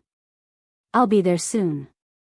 After informing Edward Anderson, Jianghu also started the car and drove to the Sea Warriors. The car quickly arrived at the parking lot of the Sea Warriors.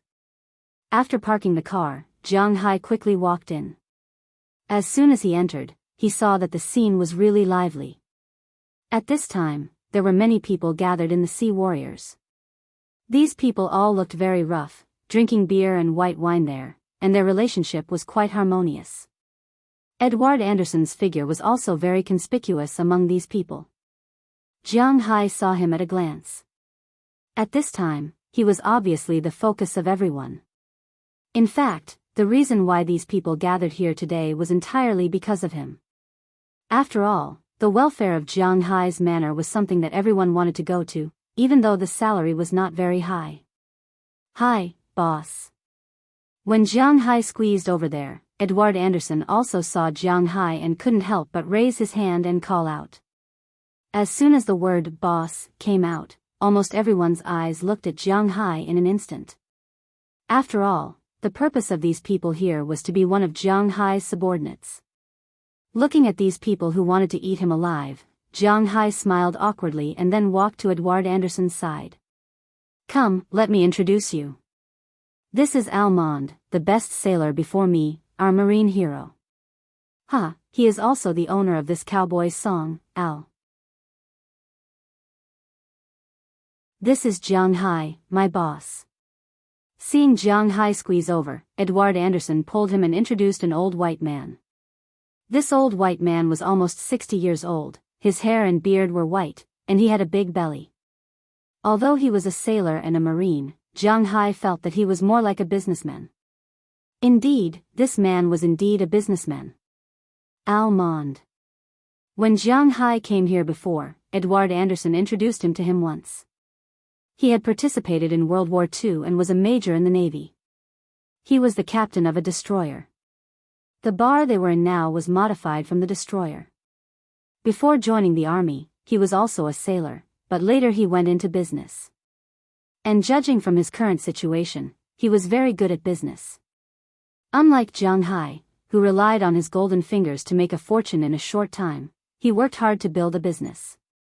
After introducing themselves to each other, Jianghu also shook hands with him. It could be said that they had gotten to know each other. However, whether it was Edward Anderson or Jianghu, in fact, they had nothing to do with Almond. He came here just to get to know Jianghu, so after a few words of greeting, he left. Jianghu and Edward Anderson officially entered today's selection. Of course, Edward Anderson already knew who to choose. After all, they all made a living near Winthrop. There was no need to say much about their standards. Although many people wanted to enter Jianghu's manor, in Edward Anderson's opinion, they only wanted the elites. But some things, if you don't ask, how do you know if you have a chance? So, not long after they sat down, many people came over. In the end, a big man came over first and sat opposite Jianghu's table. As soon as he sat down, Jianghu and Edward Anderson looked at him. The big man was really tall, about 2 meters. The weather in April was still very cold, especially at night.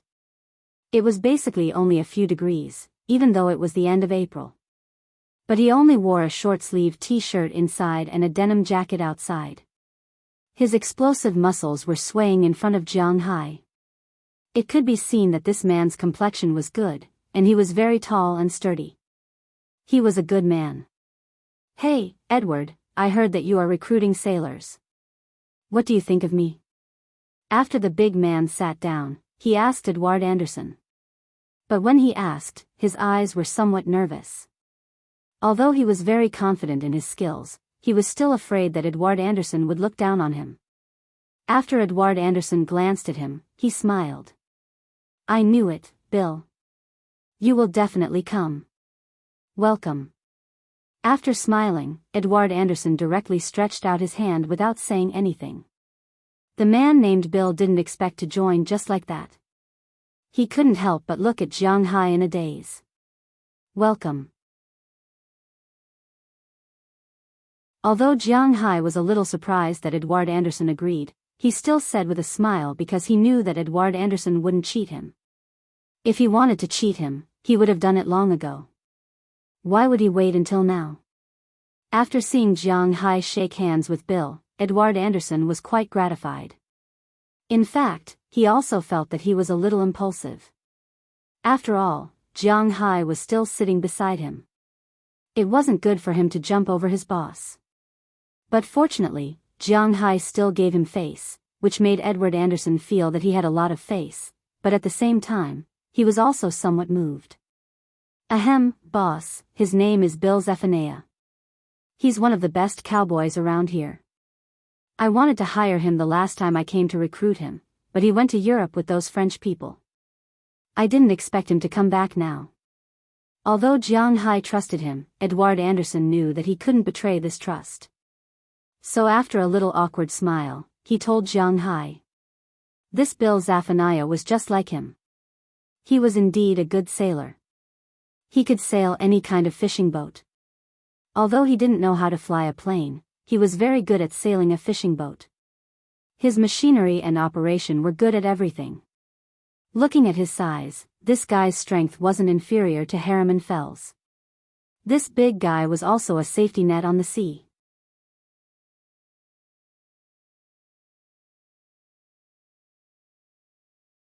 Chapter 722. Sigh, don't talk about those Europeans. Those guys are really shameless. When we boarded the ship, we agreed on a weekly salary of $950, but when we got on the ship, it became $900 a week, and $50 a week. They said it was for food. I've been fishing for so many years, and this is the first time I've seen sailors being paid for food. I really wanted to jump off the ship and swim back, but fortunately, I knew I couldn't swim back, so I let it go. Bill Zephaniah said helplessly when he heard Edward Anderson talk about his experiences in Europe. This is the contract for our manor. You can take a look. Jianghu smiled when he heard what he said. In fact, what he said was not only to accuse the Europeans of being unfair, but also to show his loyalty to him. What he meant was that as long as he signed the contract, no matter what, he would fulfill what was written on the contract. Jianghu was quite reassured by such a crew member. Of course, if his personality wasn't too good, then Jianghu wouldn't have any psychological burden to fire him. This share. After receiving Jianghu's contract, the man named Bill Zephaniah looked at it and said with some hesitation. To be honest, $1,000 a week for the first 3 months of the contract was extremely high even in the United States. Moreover, he was very satisfied to be able to work in front of his own house. He was even a little surprised. However, he was somewhat surprised by the cut. Because compared to other fishing boats, he felt that 1% was a little too little. However, Jianghu directly gave him 2%, which was 5 times less than the fishing boat with the lowest share. This made him a little puzzled. Logically speaking, he had heard of Jianghu before. Everyone in town said that he was a generous person who liked to give benefits to his employees. Why did he only get such a small share in the end? This made him a little confused. Our boss's fish are not caught in the open sea or the high seas, but the fish we buy ourselves. Therefore, the fish we catch are actually only from the fish farm. Of course, sometimes we have to go to the high seas to catch fish. Moreover, the price of our fish is somewhat beyond your imagination. Edward Anderson looked at Bill Zephaniah, who was a little confused in front of him, and said with a chuckle. what do you mean? Bill was still a little confused when he heard Edward Anderson's words, and he asked with some confusion. Edward Anderson heard his words and couldn't help but smile. It means what it means. The only thing I can guarantee is that 2% is much more than 10% of other fishing boats. Bill Zephaniah nodded, then signed his name directly after hearing Edward Anderson's words. You've made a good choice. Seeing him sign his name, Edward Anderson also smiled. Although working here with Jianghu was tiring, at least he could go home and sleep every day. He was also close to land, and he could eat whatever he wanted without any danger. In fact, Bill Zephaniah would have agreed to come over with just this and a weekly salary of $1,000. After he signed the contract, Jianghu told him that he would go out to sea with the ship tonight to see how his situation was. If it was okay, then he could go back tomorrow to get his things and move in. Hearing Jianghu's words, Bill Zephaniah naturally didn't have any other questions, and happily sat down next to him. Seeing that one person succeeded, the second person went over, but soon, this person stood up and left helplessly. Because he didn't join.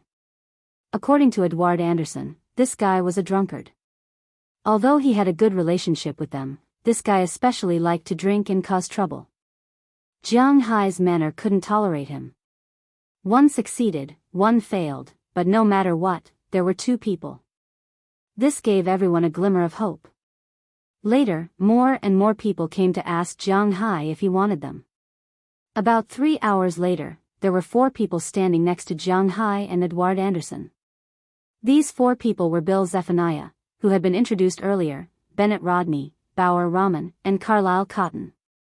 Among the 3, Bennett Rodney was a black man whose ancestral home was Congo. In fact, he was related to an NBA star, Mutombo. According to him, he should be a distant cousin. Of course, this relationship was very long, but his physique was about the same as Uncle Mutombo's, which was really scary. He was more than 2 meters tall and had terrifying muscles. Although he was almost 50 years old this year, his physical fitness was quite good. Even Edward Anderson couldn't help but nod at him. This kind of old pal was the person he liked the most. He also knew this person, who was famous in the industry for being a good person. He was clean and had good abilities. He wasn't originally in Winthrop, although his home was here. Usually, he lived in New York and worked in a fish farm in New York. This time, when Jianghu was recruiting people, his family specially called him to come back. Naturally, he was successfully selected. The third person was called Bauer Rahman. He was a Norwegian, Caucasian, and was about 1.8 meters tall. He was much shorter than the rest of the group. It could be said that among the 6 people, including Jianghu, he was the shortest, but he had a natural aura of the ocean. The fourth person was called Carlisle Cotton. He was also a black man, about 1.9 meters tall, with huge muscles, but his personality was a little shy. However, Edward Anderson knew his standard very well. After recruiting these 4 people, Jianghu and the rest left. Jianghu still had to go to Cowboy Song, and Edward Anderson wanted to take them to the Manor's Wharf first. There, they were going to go out to sea tonight to see the standard of these people. Of course, Jianghu was also going. However, they had arranged to meet at 10 o'clock, and Jianghu was almost done at 10 o'clock. After parting with them, Jianghu drove directly to Cowboy Song. When he arrived, he found that Robbins Garcia was already there. The cowboys were much more enthusiastic than the fishermen. It should be known that a cowboy's annual income was only $20,000 to $30,000. Now, Jianghu's base salary, not including the share, was more than $50,000, which was enough to make these cowboys go crazy. As soon as Robbins Garcia came over, they enthusiastically introduced themselves. They even took the initiative to establish a relationship with him. As for these people, Robbins Garcia gave them an X in his heart. What a joke. The United States was the most unfriendly country, especially here in Jianghu's country. If the people he recruited did not meet Jianghu's expectations, he did not want to lose $1 million job for a person who wanted to be friends with him. If it was his parents or brothers, it would be different, but these so-called friends were not enough for him to do that. Therefore, before Jianghu came, he just smiled and went along with him. However, when Jianghu came in, these people wanted to swallow Jianghu whole. Whether they knew him or not, they all smiled and came over to greet Jianghu, hoping that Jianghu would take a fancy to them. However, Jianghu just smiled at them, and his powerful strength directly pushed the crowd aside and came to Robbins Garcia's side. "How is it?" Looking at Robbins Garcia, Jianghu said to him casually. As for old Tony's gesture to ask Jianghu if he wanted a beer, Jianghu also refused. After all, he was still driving. Driving and not drinking is the same in any country. Basically, 3 people have been confirmed. Now it's up to you. Hearing Jianghu's words, Robbins Garcia also said with a smile. Call them over. The original plan was to recruit 3 more cowboys and 4 more fishermen. After looking at the fishermen, now it's time to look at the cowboys. After hearing Jianghu's words, Robbins Garcia also waved his hand behind him, and then a man in his 30s walked over. This man is a white man, about 1.8 meters tall, not as fierce as those sailors. He was wearing a shirt, a denim vest, a pair of breeches, and a pair of leather boots. There was also a leather hat on his head. To be honest, he was a little handsome, and he even had a beard. His name is Gladstone Narga. I met him when I came over yesterday. He has some history with you. Looking at the person walking over, Robbins Garcia introduced him with a smile. Oh. Do we know each other? Looking at the man in front of him, Jianghu asked with some doubts. Although he usually doesn't want to use his brain, it doesn't mean that his brain is not good. In fact, in terms of brain capacity and the degree of brain development, he may be the highest among the people on Earth. Basically, he can say that as long as he seriously remembers people, he has a photographic memory, but he has no impression of this person. I used to work for Cartwright Company. When you made a bet with Rosalind Cartwright, I was next to you. Hearing Jianghu's words, Gladstone Narga said with a little embarrassment. Hearing what he said, Jianghu was also a little embarrassed. Gladstone is the best cowboy in Cartwright Company and a famous cowboy on our side. Hearing Jianghu's somewhat uncertain words, Robbins Garcia also immediately explained. He felt that Jianghu shouldn't be so narrow-minded. Indeed, Jianghu won't be so narrow-minded. After all, he only stayed in Cartwright Company, not the decision-makers of Cartwright Company. If it was Rosalind Cartwright, then Jianghu would definitely not leave him, but a cowboy, there is no need to make things difficult for him, and it has nothing to do with him. Don't say that. When Cartwright Company came to recruit people, the first goal was Robbins, the second goal was Burke, but they didn't go, so I had the chance to go. Hearing Robbins Garcia's words, Gladstone also said with a smile. Cough, since you are the chief cowboy of Cartwright Company, why don't you continue to work there? Their income there must be more than my manor, right? But although he doesn't care, Jianghu still asked with some doubts. There is no such thing as a chief cowboy. A cowboy is a cowboy, and the people above the cowboy are the managers. They are the people of the company, so no matter how good we are, the money we earn is still the same. I came to you for the money. Shaking his head with a smile, Gladstone said helplessly. Hearing his words, Jianghu also nodded, so he understood. This was just like some companies. Some people were good at their jobs, while others were just here to make a living, but they knew how to flatter the boss or have some relatives. If they met some open-minded companies, those who were good at their jobs might be promoted. However, most companies calculated their salaries according to their positions. If you were good at your job or weak at your job, as long as you were in the same position, you would earn this. It seemed like Cartwright Company was the same.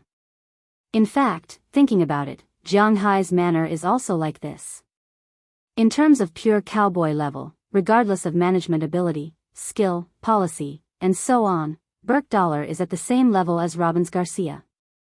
He is much better than Philemon, Harriman, and Bell, but they still earn the same money.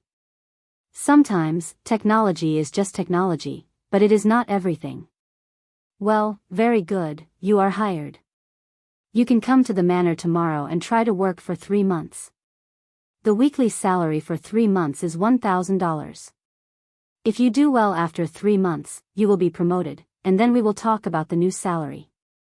Hearing Gladstone's words, Jianghu also nodded. Since he can be compared with Robbins Garcia and Burke Dollar here, this person's level is still worth looking forward to. Okay, thank you, boss. By the way, boss, there is one thing I have to tell you. Seeing that Jianghu agreed and took out a contract, Gladstone Narga was also very excited. But after signing the contract, he hesitated and said to Jianghu. Hearing that he had something to tell him, Jianghu was also a little strange. What is it? Before I left Carlight Company, I heard that Carlight Company had a connection with some Japanese society. It seemed that they wanted to do something against boss. I'm not very clear about the details. I just heard about it. As for the details, boss, you may have to investigate it yourself. Zhang Tai said. That's right. Boss, you may need to investigate it yourself.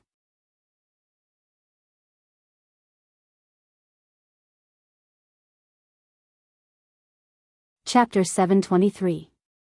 Boss, boss. As the voice sounded in Jianghu's ears, he also raised his head in confusion. When he found that the person beside him was Edward Anderson, he couldn't help but be stunned for a moment, then he smiled at him. Oh, what's the matter? Jianghu looked at Edward Anderson, who called him. We have reached the designated sea area, they are going to start casting the net. Seeing Jianghu react, Edward Anderson couldn't help but whisper.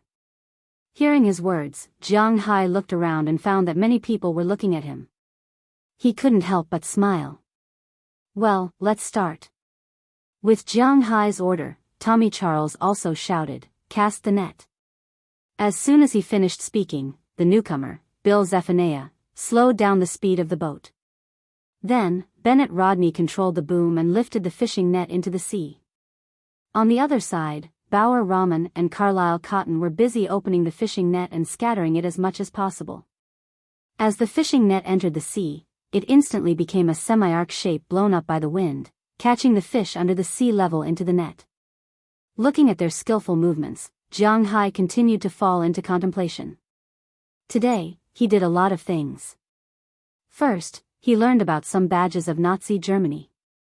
He must find out about this matter, but not now, he still has a lot of things to do. The second thing is about what Gladstone said to him when he recruited cowboys. In Cowboy's Song, Jianghu recruited a total of 3 cowboys.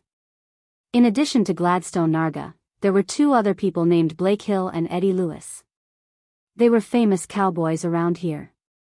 Robbins Garcia also knew their skills. So after confirming the candidates, they also signed the contract. After making an appointment to go to the manor tomorrow, Jianghu returned to the manor with Robbins Garcia. In the evening, he took Edward Anderson, Tommy Charles, Eleanor Cece, and Andrew Christian to the sea to catch fish with the 4 new sailors. It turned out that the level of these sailors was very good. Although they had just started fishing, their movements were very skillful. With 9 sailors, naturally, Jianghu's fishing boat would have to be increased by another one. Fortunately, he had already considered this problem. So there were still a lot of places for him to park the boat at the dock. He just had to call Dalton Green of the Ocean Temple. When the assembly was completed, he would send the boat over. This saved Jianghu a lot of trouble. After boarding the boat, Jianghu had been thinking about today's matter. He was not afraid of Cartwright Company. After all, the current Jianghu was not comparable to any company. If they wanted to touch him, it would not be easy. Moreover, Jianghu was not an easy person to deal with. But even so, Jianghu felt a little passive. It was not that other things were passive, but he felt that his information was too passive. His personal safety was not a big problem, but if the other party wanted to deal with him officially, it would be a little troublesome. Thinking of this, Jianghu raised his eyebrows. He was thinking about how to solve this problem, but it seemed that this problem was not easy to solve. The night was quiet. When the sun rose above the sea level the next day, Jianghu and the others had also finished catching today's fish. However, these sailors still needed to work hard. When the fishing boat returned to Jianghu's dock, 2 modified F-750s had been waiting there for a long time. These 2 cars were now mainly parked at the dock and would not be parked in the parking lot. The fresh fish were divided according to the ratio and loaded into different pickup trucks. Marin Rupert, who had rested for the night, and Tommy Charles, who had slept in the second half of the night, drove away. The 4 new sailors were also ready to go home. That night, whether it was Jianghu or Edward Anderson, they were quite satisfied with the skills of the 4 sailors. This was especially true for Bill Zephaniah. His sailing skills were not bad, and he was especially fast and strong when he was fishing. It seemed that Edward Anderson did not admire him for no reason. Now that everything was ready, after handing over the safety of the sailors' accommodation to Edward Anderson, Jianghu rode his 4-wheeled motorcycle back home. Of course, before he went back, he also went to the stable to see his Xiao Xia. Although little Xia had fully grown up, to be honest, there were not many opportunities for him to appear. After all, Jianghu usually rode a 4-wheeled motorcycle in the manor. Little Xia was very troublesome to ride. He had to get a saddle and a rein, and after he was done, he had to unload it. It was really troublesome, so Jianghu almost rarely rode this little guy. But as long as he had time, he would still take him around. After taking care of Xiao Xia, Jianghu directly returned to the villa. On his way back, he deliberately lightened his footsteps. This was because he knew that at this time, the people in the villa had not yet woken up. Although it was lively just now, it was actually still very early. The sun rose very early in Winthrop. Basically, in June or July, the sun rose at around 3:00 in the morning. But because it was only the end of April, the sun rose at around 4:00. After Jianghu finished everything, it was not even 5:30 when he came back, so he had to lighten his footsteps. After entering the villa, Jianghu did not go back to his room. Instead, he took a shower in the bathroom on the first floor. In fact, he could go to the hot spring outside to take a shower, but it was quite troublesome to take a shower in the hot spring. He planned to take a shower on the first floor and then go upstairs to sleep. Otherwise, with the fishy smell of the sea breeze and the sweat from moving the fish in, the smell was really not very good. But just as Jianghu was taking a shower, he saw Azalina coming in with a yawn. After glancing at Jianghu in the bathroom, she did not care and directly sat on the toilet next to the bathroom. After a while, there was a sound of water splashing. Among the women in Jianghu's manor, except for Delina and Marian, who more or less knew to hide from Jianghu, the others were completely unaffected by Jianghu. It was said that foreigners respected privacy, but Jianghu did not see this at all. In Jianghu's villa, they were often seen walking around in the villa without underwear, only wearing thin pajamas on the outside. Sometimes, after buying new clothes, they would directly change in the living room in front of Jianghu and the others. Sometimes, they would suddenly run out of the room and ask what vests they wanted to wear today. At first, Jianghu did not know what to do, but now he was used to it. Usually, he was also very happy to take advantage of them. Sometimes, when Jianghu was at home, he would directly pull the girls next to him into his arms. Well, except for Delina and Marian, he would do it to satisfy his craving. If he felt it, Jianghu would return to his room in the beginning. But recently, he would basically find a place where there were other people and directly.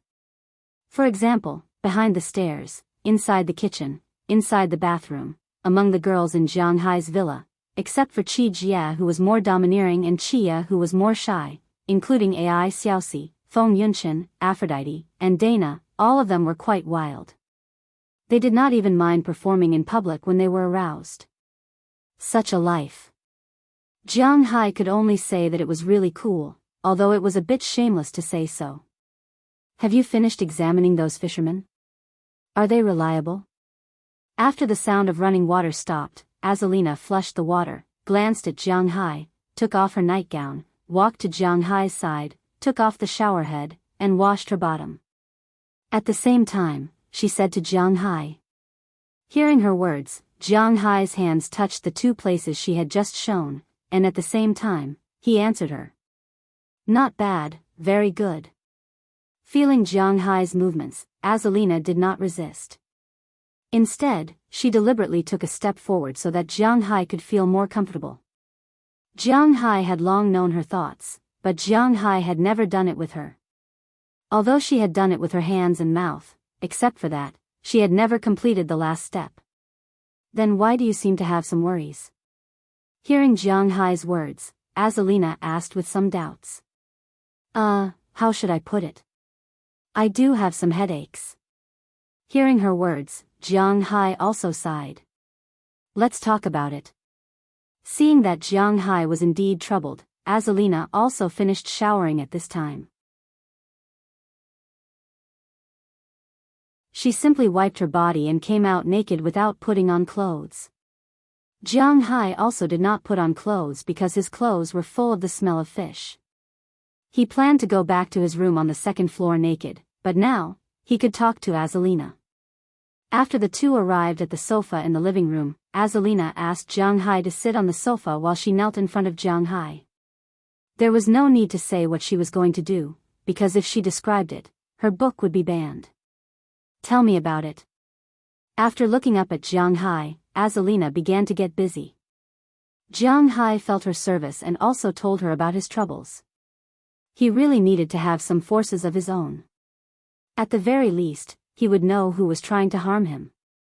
His current protective force was good, but the other forces were almost zero. Jianghu nodded his head and said, All right. All right. He doesn't want to be a leader of the underworld or something like that, or to dominate the neighborhood. He is just an ordinary person who has a lot of wealth and makes people jealous, so he needs to learn to protect himself. After hearing Jianghu's words, Azalina couldn't help but speed up. With Jianghu's soft shout, Azalina also stopped. After swallowing something, she stood up again and sat next to Jianghu. Then, she asked Jianghu to lean on her and massage his shoulders with both hands. After hesitating for a moment, she slowly said, Brother Jianghu, you're right. Actually, if you want to recruit people to do these things, I may have a way. Looking at Jianghu who was enjoying in front of her, Azalina said slowly. Oh. Tell me about it. Hearing that she had a way, Jianghu was also a little surprised. As you know, I came from that organization. Although I escaped, now that I have your protection, no one dares to find trouble with me. As far as I know, there are many girls like me in that organization. Originally, they were trained for assassination, espionage, and other missions, but now, the organization's situation is not very good. They want to sell these girls. If you are interested, you can buy some. I can guarantee their loyalty, including their souls and bodies, and I can help you solve the problem that is troubling you now. Seeing that Jianghu was a little moved, Azalina slowly said. Hearing her words, Jianghu, to be honest, was a little tempted. But considering that there were too many women around him, he couldn't help but frown. These were all very troublesome things. Don't worry, they are all the most professionally trained. They won't give you any trouble, and it's okay if they don't live here. Otherwise, how can they help you collect the information you want? Looking at Jianghu's frown, Azalina had already guessed his thoughts and said directly. Hearing her words, Jianghu looked at her with some doubts. Ahem, I met people in the organization a few days ago. After listening to Jianghu's words, Azalina also explained the situation. Although Azalina had defected, she had always been worried that the people in the organization would not let her go. Therefore, she had been very careful to collect information about the organization. A few days ago, she found out that someone in the organization who was familiar with her had come to Boston for a mission. She went to meet her. Of course, the necessary concealment and disguise still existed. After meeting, the people on the other side knew of her existence and knew that she was under Jianghu. As for why the people in this organization did not kill her, it was mainly because this organization was Ulan's KGB, not Soviet Russia. Not to mention killing her, Soviet Russia could even kill Jianghu, but Ulan could not. They did not dare to provoke an American billionaire. So even if they knew that Azalina was in Jianghu's manor, they did not dare to do anything. They just pretended that there was no such person.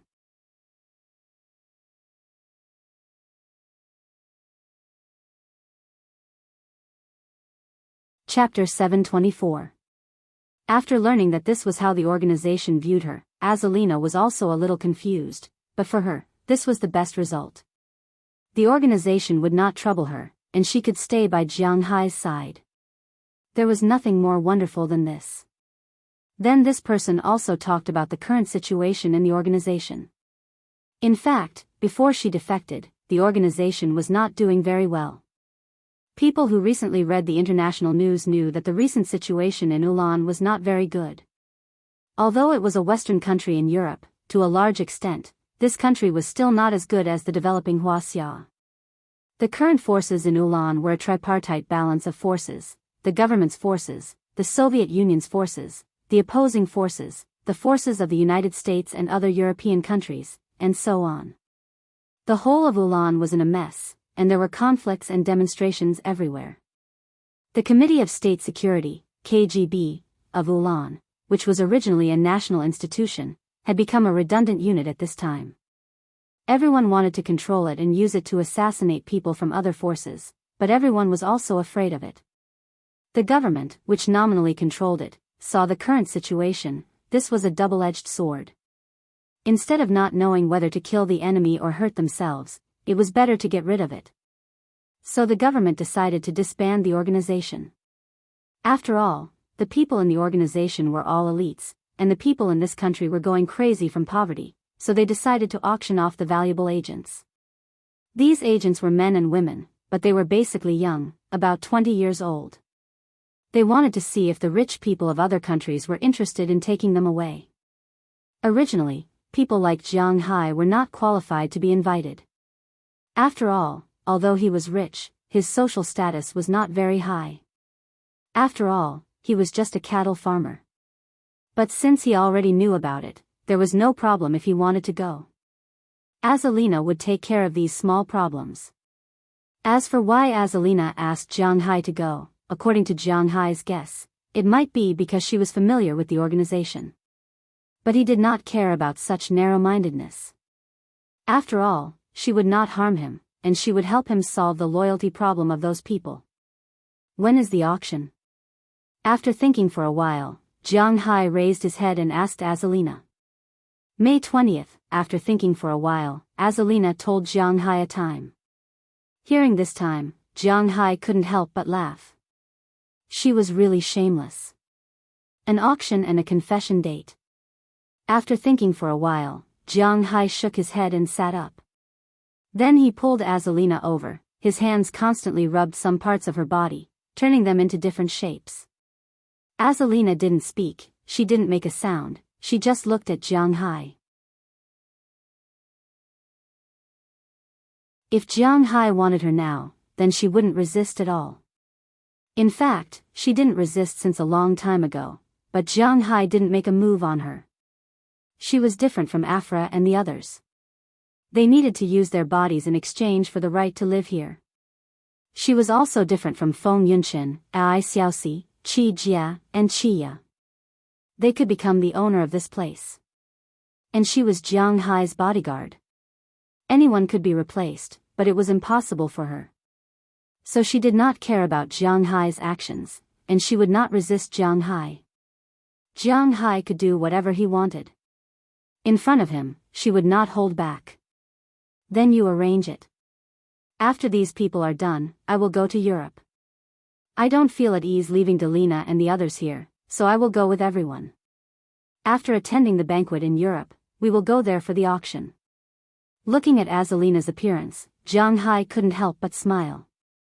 He patted her small belly and said to her. Hearing Jianghu's words, Azalina nodded seriously. It could be seen that she was quite happy that Jianghu agreed to go. Just like what Jianghu thought, there were indeed some people she was worried about. Of course, she wouldn't have a sister or something like that, but she would certainly have a lot of good friends. They trained together since childhood, killed people together, and grew up together. Now that she had escaped, she didn't dare to imagine that she would be able to save those girls. But now, that terrifying organization was about to disintegrate. This was an opportunity, a very good opportunity for her.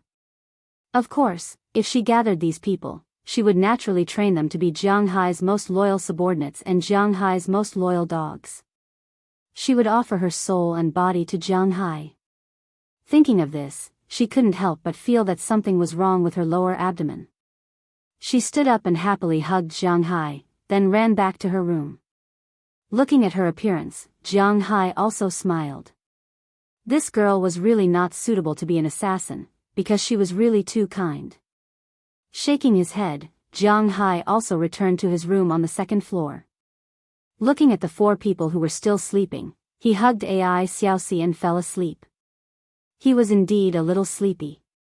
Although his physical fitness was 4 times that of an ordinary person, logically speaking, let alone a day, even if he didn't sleep for a week, he could still withstand it. But he obviously didn't intend to do it. He wasn't going to test where his limit was, anyway, not now. The morning was silent. When Jianghu woke up, it was already noon. Soon after lunch, the 3 cowboys and the 4 fishermen came. After the cowboys came, because they had extra horses, they only needed to let the cattle dog know them. The 4 fishermen also lived in Jianghu's villa. For 2 people to live in one room, these people naturally didn't have any objections. What a joke! In other ranches, ordinary cowboys lived in a worker's house with a few people. The room was only about 10 square meters, with a bed, a wardrobe, a set of tables and chairs, and some other things. Unlike Jianghu, who had a separate room with a large space, a bathroom for 2 people, a kitchen, a living room, and so on, it was very magical in their eyes. As for the fishermen, there was no need to say anything. One of the main reasons why they agreed to come to Jianghu's villa was to live in the back. One must know that when sailing on the sea, the place where the fishermen lived, it was a little beautified to say that it was a big bunk. Basically, they stayed in the dim little cabin, 8 people crowded in one room, the ship constantly shaking, the smell of the sea, the smell of the crew's feet, and the smell of sweat. It was really not a place for people to stay. But in Jianghu's villa, because they didn't need to go out to sea, their lives were quite good. They were absolutely satisfied with living there. Which one person didn't live in a whole house? After the arrival of these people, the manor, which was already quite lively, became even livelier. The cowboys joined the team in the afternoon to drive the cattle. Originally, it wasn't very troublesome to drive the cattle, it just took some effort. Now that 3 people joined, it was even easier. According to Robbins Garcia, this autumn, they could buy 30,000 cattle. Or they could try those large cattle breeds. They could buy 10,000 cattle to try first. Jianghu just smiled at this. He would think about it when the time came. The fishermen didn't work tonight, so they cleaned up the dock. They were also looking for something to do. After confirming that they would join this morning, Edward Anderson divided them into teams. Marin Rupert had to fly the helicopter to patrol during the day, so this time he was alone. The remaining 8 sailors were divided into 2 teams. Edward Anderson's team, Tommy Charles's team, Edward Anderson's team, Andrew Christian, Bauer Rahman, and Carlisle Cotton's team, and Tommy Charles's team, Eleanor Cece, Bill Zephaniah, and Bennett Rodney's team. There were some differences in the individual strength of these 2 teams, but their overall strength was similar. At present, the new ship hadn't arrived yet. The 2 teams worked according to the standard of 1 team per day. At night, the first team would fish, and the second team would come to pick up the fish and deliver it the next morning. Then they would fish at night. After resting for a day and a night, the first team would come to pick up the fish the next morning and fish at night. This way, it wouldn't be so tiring. Moreover, Jianghu's beef was no joke. supplementing their nutrition wasn't a problem. As for their restless time, a week was enough. Moreover, they could all get enough sleep, which was the most important thing. And even if someone asked for leave, the people of Team 2 would be able to take over, and Marlon Rupert would be able to take over. As for the helicopter, the cowboys had enough manpower now. Don't forget, Belle Lester could fly it. Seeing that the fishery and the cowboys were on the right track, Jianghu was relieved. After a good night's sleep, the next morning, he sent Dulles Gerard and O'Connor Murphy to the airport in Boston, because they were going to Marquette to prepare for the banquet. As for the wine, they also took 10 bottles. These were the samples, and more would be brought by Jianghu when he went. At the same time, they also told Jianghu that in addition to the Marquette wine competition at the end of April, there was another wine competition in Belgium in May. It was called the Brussels International Wine Competition. Since they had already participated in the Marquette competition, it wouldn't be a bad idea to participate in the Brussels competition. In this regard, Jianghu naturally didn't say anything. He agreed because he still remembered what Azalina said to him. On May 20th, they would go to Ulan to save more girls there. Of course, they would be used by him, whether physically or mentally. After sending them away, Jianghu also talked to the girls about going to Europe. Naturally, no one objected. The only one of them who had been to Europe was Azalina from Europe, and she had not been to too many places. Although Qi Jia was very rich, she had never been to Europe before. She had only been to Australia and America. She had never been to Europe. After learning that they were going to Europe, everyone was studying the route and packing their own things. It seemed that everyone would gain a lot from this trip. The manor was left to Belle to look after. Robbins Garcia and Edouard Anderson would keep in touch with him at all times, so there shouldn't be a problem. So that night, Jianghu decided on the candidates. He and Knerson Peters were the two men. Other than them, there were Ai Xiaoxi, Feng Yunxin, Qi Jia, Chia, Delina, Marion, Azalina, Aphrodite, Dana, Hilda, Paige, Sheila, Ashiria, Bridget, and Janice. These were 15 women. It had to be said that Jianghu's Crystal Palace was getting bigger and bigger. This didn't include Chi Li, Selena Gomez, and Pra Walton who were in Huaxia. If you counted Pra Walton, then you had to count Cheryl Lee and the others. It seemed that unknowingly, the number of women who had a fixed relationship with him had exceeded 20. Thinking back, he was still a very pure person when he wrote hundreds of thousands of words. Unknowingly, he had become like this. He couldn't help but sigh. Everything was really unpredictable. Their schedule was also confirmed the next day. Their first stop was naturally France. After attending the cocktail party, they were going to spend 3 days in France. Paris was their goal. What Champs-Élysées? Which woman didn't love clothes? Although Jianghu's women were not too fierce about spending money, they were still very interested in seeing them. After that, he would go to Italy, Switzerland, Austria, Germany, the Netherlands, and finally Belgium. After attending the banquet in Brussels, Belgium, he would rest there for a while. After that, Jianghu would go to Ulan. After the auction, he would return here. Then everyone would leave Europe together and return to Boston. After entering June, the originally busy Jianghu could relax a little. Because there was nothing to do in June and July, until the beginning of August, Jianghu could choose whether or not to fish for tuna. At the end of August, this year's grapes should be ripe. They would be busy until October, and winter would come again. However, for this year's winter, Jianghu was prepared to find something to do. In this way, their route had been confirmed. The reason why they were not in a hurry to leave now was that Jianghu was waiting for Mayor Wallace' reply. Finally, after waiting for 3 days, Mayor Wallace came. He brought 3 pieces of news. One was good news, one was bad news, and one was neither good nor bad.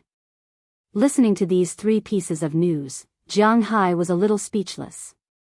This old man had learned how to tease people, you're tuning into the Biyao's Wuxia Chronicles YouTube channel. Don't forget to subscribe and join us on this journey to catch the most captivating stories.